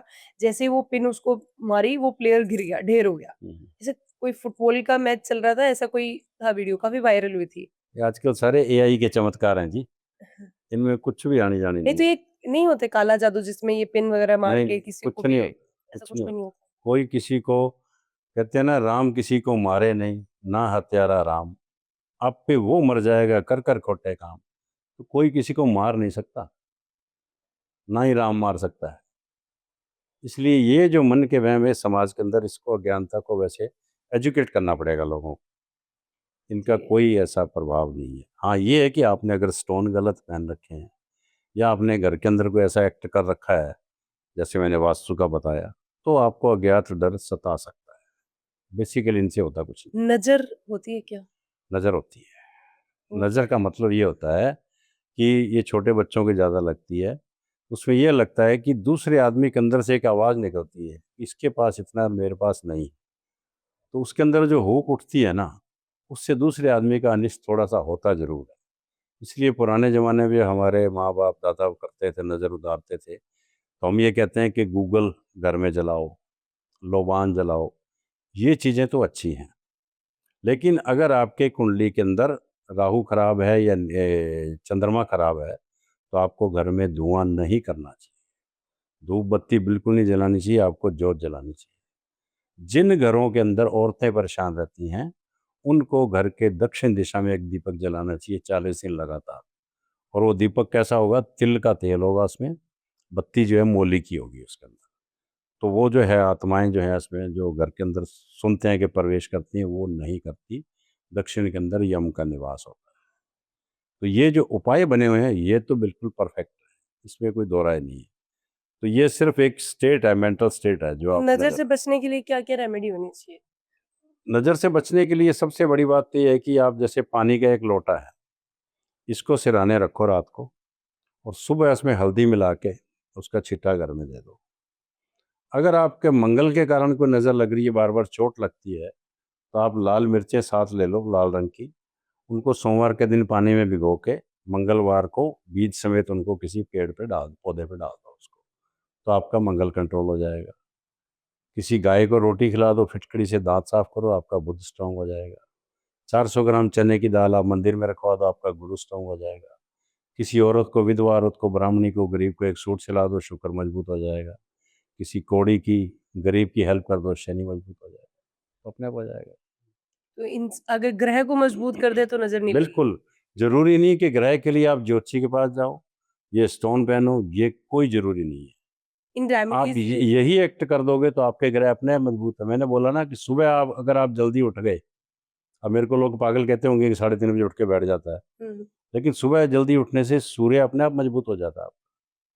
आपने अगर मदर की ब्लेसिंग ले ली, तो आपका चंद्रमा अपने आप मजबूत है, माँ की ब्लेसिंग ले ली तो। लेकिन आजकल वो बातें कहाँ हैं? आजकल हम उनको तो छोड़ा है वृद्ध आश्रम के अंदर। तो हमने अपना सूर्य भी छोड़ दिया, चंद्र भी छोड़ दिया, बाकी बचा क्या पीछे? ये दो ही तो ग्रह हैं, सूर्य और चंद्रमा, जो कभी वक्री नहीं होते, हमेशा मार्गी रहते हैं। और राहु और केतु दो ऐसे ग्रह हैं जो कभी मार्गी नहीं होते, ये हमेशा उल्टे ही चलते हैं। ये चार ग्रह संसार को चला रहे हैं और कुछ नहीं है। यही सृष्टि का सार है। ये जो ग्रह है इनके अंदर मतलब किसी का सर नहीं है, जैसे कि केतु का सर नहीं है, राहु और राहु केतु, का हाँ। है ना, हम्म, एक के धड़ नहीं है। हम्म, मैंने अभी रिसेंटली, मुझे नहीं पता, मैंने ऐसे सुना था कि बुध इज ट्रांसजेंडर, हाँ, है ना। सही है। ये सारे ग्रह के ये जो देवता हैं, ये कोई नॉर्मल क्यों नहीं है? किसी के पैर नहीं है, किसी के सर नहीं है, किसी के इसके धड़ लिए नहीं आपको है। क्या है कि ग्रंथों का अध्ययन करना जरूरी है। हम्म, अब चंद्रमा का बेटा है बुध, जी। अब वहाँ भी सब अनैतिकता कभी ना कभी चलती रही है, अब भी चलती है। तो गुरु की पत्नी तारा थी बृहस्पति की, चंद्रमा उसको ले आया घर पे, उसको पत्नी बना लिया, उनके संयोग से बेटा हो गया, उसका नाम बुद्ध हो गया। अब जब ये काम गलत किया गया, उसको लोगों देवताओं ने समझाया भी चंद्रमा को बहुत कि ऐसा काम मत करो, अनर्थ हो जाएगा, लेकिन नहीं माने। गुरु ने भी किसी को छेड़ दिया था, तो ये ग्रहों की जब हम स्टोरियाँ पढ़ते हैं तो हम भी हैरान होते हैं कभी-कभी सोच के। तो ये बुध ने क्या किया कि अपनी माँ के साथ ही बलात्कार कर लिया था। चंद्रमा की 27 पत्नियाँ थी, एक रोहिणी थी बड़ी खूबसूरत थी। तो तब से बुध को एक शाप मिल गया कि जिस कुंडली में तू 7वें घर में बैठेगा उसके औलाद ही नहीं होगी। तो ऐसा भी लिखा गया है ज्योतिष के अंदर कि 7वें घर में अकेला बुध बैठा हो, नीच राशि का हो, तो उनको संतान नहीं मिलती। तो ये एक तो फीमेल नपुंसक हो गया और एक मेल नपुंसक हो गया शनि। इन दोनों को वरदान मिला, वरदान तो क्या अभिशाप मिला हुआ है। अच्छा, तो ये तो ट्रांसजेंडर जो होते हैं, ट्रांसजेंडर है। ट्रांसजेंडर जितने भी होते हैं ये बुध और शनि के कारण शापित होते हैं।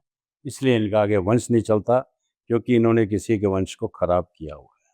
इसलिए इनका रिलेशन सीधा पौराणिक कथाओं से होता है। देवता होके भी ऐसे काम कर रहे हैं। सब कर रहे हैं, आज भी कर रहे हैं और पहले भी करते थे। हाँ, लेकिन वो तो हमारे हैं तो पूजनीय, संसार भी चल भी उनसे रहा संसार है। को चला रहे हैं। इंद्र ने कोई कम कांड किए हैं? हाँ, हाँ। अब उसने सुबह-सुबह ऋषि की पत्नी को नहीं छोड़ा, चंद्रमा को साथ लेके चला गया, तभी तो चंद्रमा को जो है वो अभिशाप लगा था। चंद्रमा को कोई ऐसे थोड़ी कोई उसको कर दिया गया था खराब। चंद्रमा को प्रजापति ने यही तो अभिशाप दिया था। ये इंद्र इंद्र के साथ जब ये गया था सुबह-सुबह 4 बजे, तो चंद्रमा ने रास्ता दिखाया था। तब वो अहिल्या के पास गया, तो उसको जो है एक शाप लगा और गौतम ऋषि ने चंद्रमा को भी देख लिया था साथ में। तो तभी से चंद्रमा बदनाम हो गया था। तो इसलिए चंद्रमा हो गया, इंद्र हो गया, ये गुरु हो गया, ये बुध हो गया, इन सब ने कहीं इनकी अलग-अलग कहानियाँ हैं। ये सब ग्रंथों के अंदर है, कितनी सच्ची है, कितनी झूठी, इसमें तो हम पढ़ना नहीं चाहते। लेकिन इन ग्रहों को ऐसी नेचर क्यों मिली, इसके पीछे कारण यही है कि इनके इतिहास खराब रहे हुए हैं। तो बात का सार क्या रहा कि देवता भी नहीं बचे अगर उनके एक्ट खराब हैं, तो हमारी क्या बिसात। सही बात। हमारे एक्ट खराब है तो हम भी नहीं बचेंगे। तो जब चंद्रमा नहीं बचता तो हम कैसे बचेंगे। करेक्ट। तो अपने एक्ट फिर सही रखने, तो इनके बात वहीं की वहीं आगे हम्म, आएगी, तो गीता ही सही बात। ये मान के चलो। हाँ। जो उसमें वार फील्ड के अंदर कृष्ण भगवान ने दे दिया उपदेश, वो तो एक बेसिक चीज है। तो इसका मतलब ओवरऑल सारी बातें ये समझ में आ रही है कि जो जैसे कि मूवीज के अंदर दिखाते हैं, दिलजीत दोसांझ की मूवी सरदार जी आते हैं, उसमें वो भूतों को पकड़ पकड़ के बोतल में पैक कर करके दिखाते हैं। तो ये सारी हाइपोथेटिकल बातें ये ये हाइपोथेटिकल बातें, ये हमारी जनरेशन को खराब करने वाली बात। ऐसा कुछ भी नहीं है, ये सब उनको पैसा कमाना है। आजकल तो यही पैमाना है कि 500 करोड़ कमा लिए कि 1000 करोड़ कमा लिए, तो उनको दिखाना है कुछ ना कुछ। ठीक है। सारी दुनिया भाग तो पैसे के लिए रही है। जितनी भी पैरानॉर्मल एक्टिविटीज होती है या भूतिया टोटल एक्टिविटी होती है, ये सिर्फ टोटल टोटल भ्रम है। बिल्कुल भ्रम है। और जिसके राहु कुंडली में खराब है वो ज्यादा भ्रमित है, हम्म, जिसके कम खराब है वो कम भ्रमित है। तो जिन लोगों की लाइफ स्पैन पूरी नहीं हुई और वो प्रेत योनि में चले गए फॉर हाँ, एग्जांपल, बिल्कुल चलेगी, तो भटक रही उनको हैं। हाँ वो भटक रहे हैं, तो हम उन्हीं को ही भूत उन्हीं को ही भ्रम वही बोलते है, हैं, वही वही, चीज है। हाँ। ठीक है, तो जो कभी कभी ऐसे हमारे पास केसेस देखने में आते हैं ना कि उनको अपना पुनर्जन्म याद होता है, हम्म। वो कैसे हुआ फिर? वो भी बच्चे को याद रहता है, जाति स्मरण बोलते हैं इसको। हाँ, मैंने जेनोलॉजी में एमए किया हुआ है, जी। तो वहाँ पे ये वर्ड बड़ा प्रोमिनेंट है कि कुछ बच्चों को ये याद रह जाता है जब उसका जन्म होता है।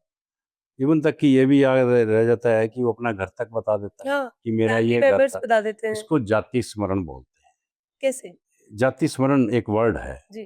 तो उसको क्या है कि अपनी जात याद रहती है, पिछले जन्म की कुछ मेमोरीज वो लेके आता है साथ में। तो आपने देखा होगा छोटा बच्चा कभी यूं करके डर जाता है, हम्म, कभी वो रोने लगता है, कभी अब हंसने लगता है। वो सारा अपने को पास से कोरिलेट करता है।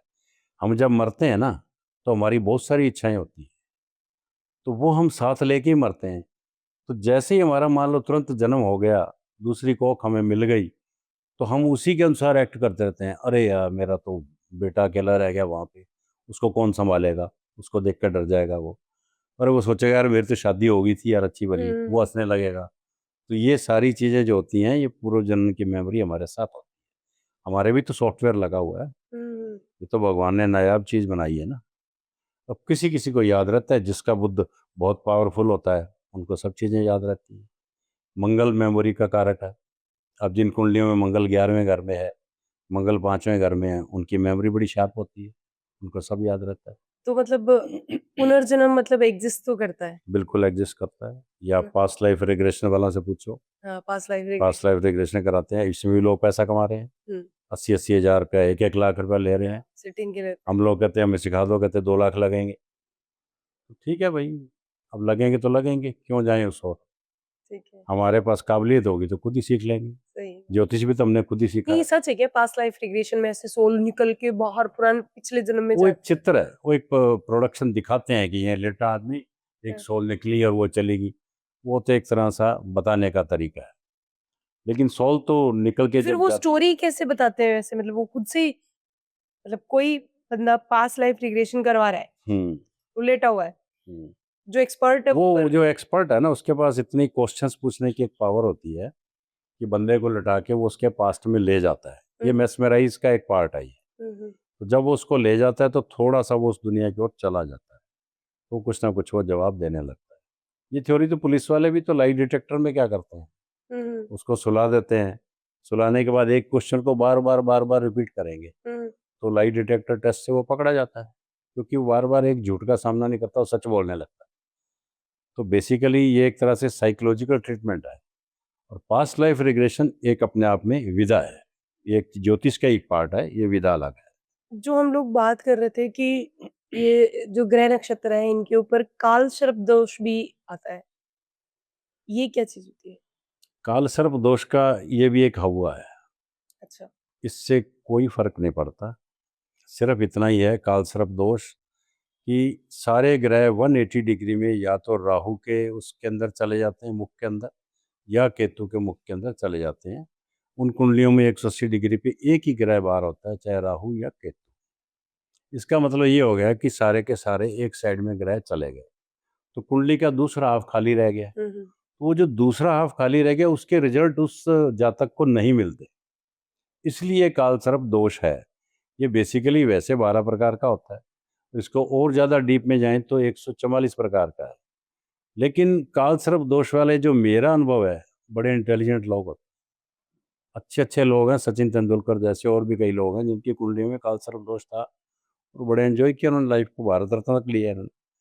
तो ये ऐसे बेसिकली इसमें हौवे वाली कोई बात नहीं डरने है। वाली बात लेकिन एक तो कालसर्प दोष हो गया, एक ये कुछ धनु लगन की कुंडलियां होती हैं, चाहे लड़की हो चाहे लड़का हो, ऐसे लोगों को कुछ स्ट्रगल करना पड़ता है और लाइफ में जो चीज़ें मिलनी है कुछ देरी से मिलेंगी। मान लो मेरी शादी 22 साल में हो गई, अगर कालसर्प दोष होता तो 28 में हो जाती। अब आजकल तो सबकी शादी 30, 32, 35 में हो रही है, तो सारे थोड़ी कालसर्प दोष में आ गए, ऐसा कुछ नहीं है। बस इतना ही है कि उनको जो मिलना है उसमें कुछ डिले हो जाता है, लेकिन कालसर्प दोष वाले they are extraordinary people. है। ये सर जो राशियां होती है मतलब आपने बोला मकर राशि है, धनु राशि है, कन्या राशि है, इनके लोगों की भी कुछ क्वालिटीज होती है क्या? हर ये राशि देखो की जी, हर बंदे की राशियां कोई क्वालिटी 4 होती है? प्रकार की हैं, ठीक है। अग्नि, पृथ्वी, वायु और जल। तो जिस हिसाब से 3-3 राशियों के सेट होता है, जैसे अग्नि 1, 5 और 9, यानी मेष, सिंह और धनु, तो ऐसे लोग बड़े दबंग टाइप के होते हैं, गुस्से वाले, एग्रेशन वाले होंगे। अब 4, 8, 12 आ गया मान लो, कर्क, वृश्चिक और मीन, ये जल राशियां हैं, तो ऐसे लोग थोड़े सेंटिमेंटल होंगे, इमोशनल होंगे। वायु तत्व वाले जो राशि वाले हैं, वो एक जल्दी से इम्प्रेस हो जाएंगे, कोई काम भी जल्दी से एकदम ही कहेंगे हाँ चलो चलते हैं, वहाँ चलते हैं, कई लोग ऐसे भी होते हैं, वो वायु तत्व हो गया। पृथ्वी तत्व वाले बड़े स्थिर होते हैं, सोच के काम करेंगे। कई आदमी हमने देखे, आपके आसपास भी होंगे, आपके फादर को भी कुछ किया दूँ ना कोई, वो कहेंगे नहीं थोड़ा सोचूंगा, मैं बता तो दूंगा आपको। ये पृथ्वी तत्व वाले होते हैं। कौन कौन सी राशि वाले होते हैं? पृथ्वी तत्व वाली होगी आपके, एक तो वृष राशि हो गई, और एक होगी आपके कन्या है शायद, कन्या राशि होगी। इस तरह से 2, 6 और एक राशि और है, ये पृथ्वी तत्व वाली हो जाएगी। ठीक है। तो मतलब राशियों के अकॉर्डिंग भी लोग अपना कैरियर सिलेक्ट कर सकते हैं, ऐसा? हाँ, उनकी नेचर वैसी होगी। अच्छा। अब 1 नंबर मान लो अग्नि हो गई, वृष राशि होगी पृथ्वी, तो 3 नंबर होगी वायु मिथुन राशि, 4 नंबर होगी जल राशि। इसी तरह से आगे राशियों का बाइफर्केशन होगा। तो जिस लगन में जन्म हुआ वो गुण तो उसमें आएंगे आएंगे। अब जल राशियों वाले जितने भी होते हैं, 4, 8, 12 वाले, ये बेसिकली क्या इमोशनल लोग होते हैं। अब मान लो आपका कर्क लगन का जन्म है, जैसे इंदिरा गांधी का था, तो ये लोग होते तो जल राशि में हैं, लेकिन ये लोग जिद्दी भी होते हैं, ये जो चाहते हैं वैसे करवा के रहते हैं। वृश्चिक लगन वाले हो गए, है ये भी जल राशि। अब मोदी जी का पता नहीं लगता वृश्चिक लगन के हैं, वो क्या करेंगे किसी को नहीं पता। आखिरी मतलब 11th आवर तक के कौन चीफ मिनिस्टर बनने वाला है, हम्म, रात को 8 बजे कब नोट बंद होने वाले हैं किसी को नहीं पता। तो वृश्चिक लगन वाले क्या होते हैं, एक तरह से बड़े छुपे हुए लोग होते हैं। और इसी तरह से जो मीन लगन है तो उनका एक अपना अलग स्टेटस होता है, वो थोड़े धार्मिक टाइप के होंगे। तो जिस तरह की राशि है उसी तरह का बंदे का एक परसोना बनेगा, ये निश्चित है। एक नंबर वाले जैसे हम लगन वाले बैठे हैं आपके सामने, हमारे पास तो एग्रेशन रहेगा क्योंकि हमारा स्वामी मंगल है। हम्म, हमें किसी ने कुछ कह दिया तो तुरंत रिएक्ट कर देंगे, जो कि करना नहीं चाहिए। सही, एग्रेशन नहीं होना चाहिए, हमें पता है। लेकिन एक नेचर है, उस लगन में जन्म हुआ है तो वो होगा ही, ठीक है। तो बंदा वैसे बनेगा। तो डिपेंड करता है कि आपके घर में कैसा बेटा है, कैसी बेटी आई, यही तो हम बताते हैं आप। आपने स्टार्टिंग में बोला था कि सोल खुद सिलेक्ट करती है कि मेरे पेरेंट्स कैसे हो, मुझे कोख कैसी मिले, बिल्कुल है ना? बिल्कुल। तो इसमें फिर कोई सोल ऐसे ऐसी ये क्या? हर सोल को अधिकार नहीं होता, ये आपको और बता दूं। अच्छा। यहाँ आप मर्डर करके जाओगे, हुँ। यहाँ आप 2 नंबर के पैसे कमाओगे और आप सोचते हो आपको अगले जन्म में बड़ी अच्छी माँ मिल जाएगी, हुँ, हुँ। नहीं मिलेगी। आपका निर्धारण तो यही हो जाएगा कि आप कहाँ जाने वाले हो। इंतजार तो वही लोग करेंगे ना जिन्होंने यहाँ डीड्स जिनकी अच्छी नहीं रही हुई, ठीक। वही सोल वेट करती है, सारी सोल नहीं वेट जो करती। यहाँ पे मर्डर या करके कि गया, या फिर उसका आप क्या हुआ? बहुत ज़्यादा एक्स्ट्रा ऑर्डिनरी आदमी हो हुँ, और आपने ऐसा कोई काम नहीं किया और आपके अंदर एक ऐसी विल पावर है जैसे बुद्धा के अंदर थी, महावीर के अंदर थी, तो आप वेट कर सकते हो। उन सोल्स को भगवान ने ऊपर जो है इजाज़त दी है कि आप जिस भी कोख को धारण करना चाहो, जब भी करना चाहो कर लो। तो इसीलिए आप ये देख लो कि 1000-2000 साल में कोई एक बुद्ध पैदा होता है, रोज पैदा नहीं होता। तो जो मर्डर करके गया या कुछ गलत काम करके गया वो सोल? वो ऐसे ही घर में जाएगा, अच्छा, उसको जो उसने किया है उसको आगे भी वैसा ही मिलेगा। ऐसे थोड़ी 84 लाख योनियां बनी। ठीक है, बार बार बार बार बच्चा फेल होगा, रिपीट करो, अटेम्प्ट लो, तो वो अटेम्प्ट ले रहे हैं वो, ठीक है। क्योंकि उन्होंने यहाँ जब पढ़े ही नहीं कुछ, वो तो पेपर क्या देंगे वो जाके। हुँ, हुँ, तो बात वही डीड की आ गई, हुँ। आपके एक्ट अच्छे नहीं है तो ये यहाँ अच्छा भी नहीं है। ये भी आपको यहाँ नहीं वहाँ भी वहाँ नहीं, हाँ, जगह कहीं नहीं है ऐसे बंदे के लिए। तो फिर बेसिक जब बात ही बार बार पॉडकास्ट में यही आ रही है हुँ। कि कर्म अच्छे होने चाहिए, तो फिर इस पॉडकास्ट से शायद सबक कई लोग ले लेंगे ऑब्वियसली कि अपनी बिल्कुल। रीड आज से अच्छी शुरू कर दें। आज से और सारे ग्रह भी चेंज कर सकते हैं। बिल्कुल, ग्रह अपने आप ही सेट हो जाएंगे। सही बात है। डी आर भाटिया के पास भी जाने की जरूरत नहीं रही, हुँ, क्योंकि जब हम कुछ कर ही नहीं रहे तो फिर हमें क्या जरूरत है जाने की। यही चीजें हम लोगों को गाइड करते हैं। हुँ, हुँ। मेरे पास कस्टमर आप ही आता है, गाइड करते हो सर? और हाँ, कोई गाइड कोई नहीं नहीं करता? करता, मेरे पास कस्टमर आपने आता सीधा है। बोल दिया कि भई कर्म अगर अच्छे करो तो बिल, तुम्हें मेरे पास आने की बिल्कुल ज़रूरत बिल्कुल, नहीं है। क्योंकि मेरे पास मुझे पता है कि मेरे पास बंदा 11th हाउस में लुटा पिटा हुआ बंदा है, हुँ, तो उसको एक कंसोल चाहिए। मैं उसकी बात सुनता हूँ। आज मैडम को ये बता रहा था कि कोई भी क्लाइंट आए पहले उसको सुनो। वो हुँ, क्या, तो सुनने के लिए भी आदमी चाहिए, सही बात है। कोई सुनता ही नहीं है आजकल किसी की। हुँ, ना घर में बच्चे सुने, ना आपकी बीवी सुने, ना आपकी माँ सुने, आप जाओगे कहाँ। हुँ, तो कोई मेरे जैसा एक भूला भटका मिल गया तो मैं सुन लेता हूँ, भाई सुना। हुँ, और जितने ज्योतिषी हैं, चाहे हनुमानगढ़ में देख लो, चाहे जयपुर हुँ, में, चाहे चंडीगढ़ में, जहाँ जहाँ मैं जाता हूँ, दिल्ली में, सब फटाफट लिखा, 2 मिनट लिखा, वैसे लो जी 35 जमा करा दी, हाँ करा दी। यहाँ तो जो दे जाओ वही ठीक है। हुँ, हम कोई पैसे नहीं मांगते, 100 200 500 what ever you want. Pocket allow करे दे दो, नहीं करे तो मत दो। हुँ, हुँ, लेकिन बात यह है कि उसको सुनना जरूरी है। सही उसको बात। सुन के फिर जो उपाय देते हैं ना, हुँ, सिर्फ इतने से उपाय देते हैं कि गऊ को चारा डाल दो, या किसी को आटा दे दो, या किसी को सूट सिला दो, गरीब कन्या की मदद कर दो। ये सारे समाज कल्याण के उपाय हैं, बिल्कुल। इसमें हमने कुछ नहीं लेना, यही डीड्स हैं।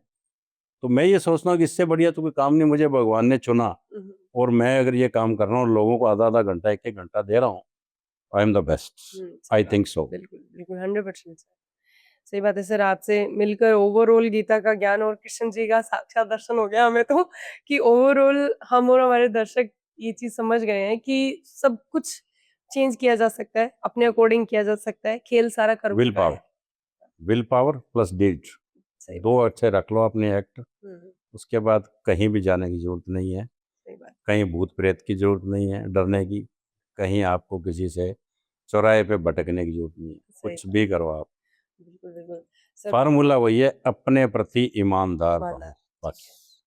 अपने प्रति ईमानदार नहीं हो आप, तो फिर आप कुछ ना कुछ चोरी ठगी बेईमानी करोगे, हुँ, हुँ। वहीं पकड़े जाओगे। इन शॉर्ट जैसे आप हो, जैसे आपके कर्म है, वैसे ही आपका आपके साथ गोड है। बिल्कुल। अगर आप अच्छे हो तो आपका कर्मा अच्छा है, तो आपका भगवान आपके साथ अच्छा है। अगर आप बेईमान हो तो आपका भगवान अपने आप बेईमान हो जाएगा आपके साथ। लेकिन ये है क्यों? हाँ। मुझे जो कुंडली दी, मेरे माँ-बाप ने जो जन्म दिया, जी। उस घड़ी में जो ग्रह थे, बड़े अच्छे ग्रह दिए। मैं तो शुक्रगुज़ार हूँ मेरे पेरेंट्स का। हाँ, मेरा उसमें गुरु भी उच्च का आ गया। मेरी कुंडली में लगन में चंद्रमा भी आ गया। मेरी कुंडली में 10वें घर में मंगल भी उच्च का आ गया, मैंने नौकरी भी कर ली। और मेरी कुंडली में पत्नी के घर में शनि उच्च का बुध के साथ आ गया। तो मेरे पास तो एक नृप योग बोलते हैं इसको। हुँ। अब लोग मुझे कहते हैं आपकी नृप योग है, आप राजा क्यों नहीं बने? मैं कि इससे मैं राजा से कम ज़िंदगी थोड़ी जी सही रहा हूँ। बात। मैं जो मेरी ज़िंदगी जी रहा हूँ, मैं लोगों को कहता हूँ लिव लाइफ किंग साइज़। मैं वही लाइफ जी रहा हूँ, कोई टेंशन नहीं है। हुँ, एक गम ज़रूर है कि मेरी जीवन साथी नहीं है, हुँ, बाकी मेरी कोई गम नहीं है। बच्चे मेरे सेटल हैं, पब्लिक मेरी सेटल है, सब कुछ सेटल। सही बात। मैं तो खुदा का शुक्रगुज़ार हूँ बिल्कुल, कि जो उसने इतना कुछ मुझे नवाज़ा, इतना कुछ। उसकी रज़ा में राज़ी हो। बिल्कुल, बिल्कुल। चलिए सर, बहुत अच्छा लगा आपसे बात करके और थैंक यू सो मच, आपने इतना प्रीशियस हमें टाइम दिया, लेकिन जाते-जाते आपके श्रीमुख से कुछ सुन के ज़रूर जाएँगे। आपको सुनाता हूँ मैं, जी। क्योंकि आपने मुझे बुलाया है।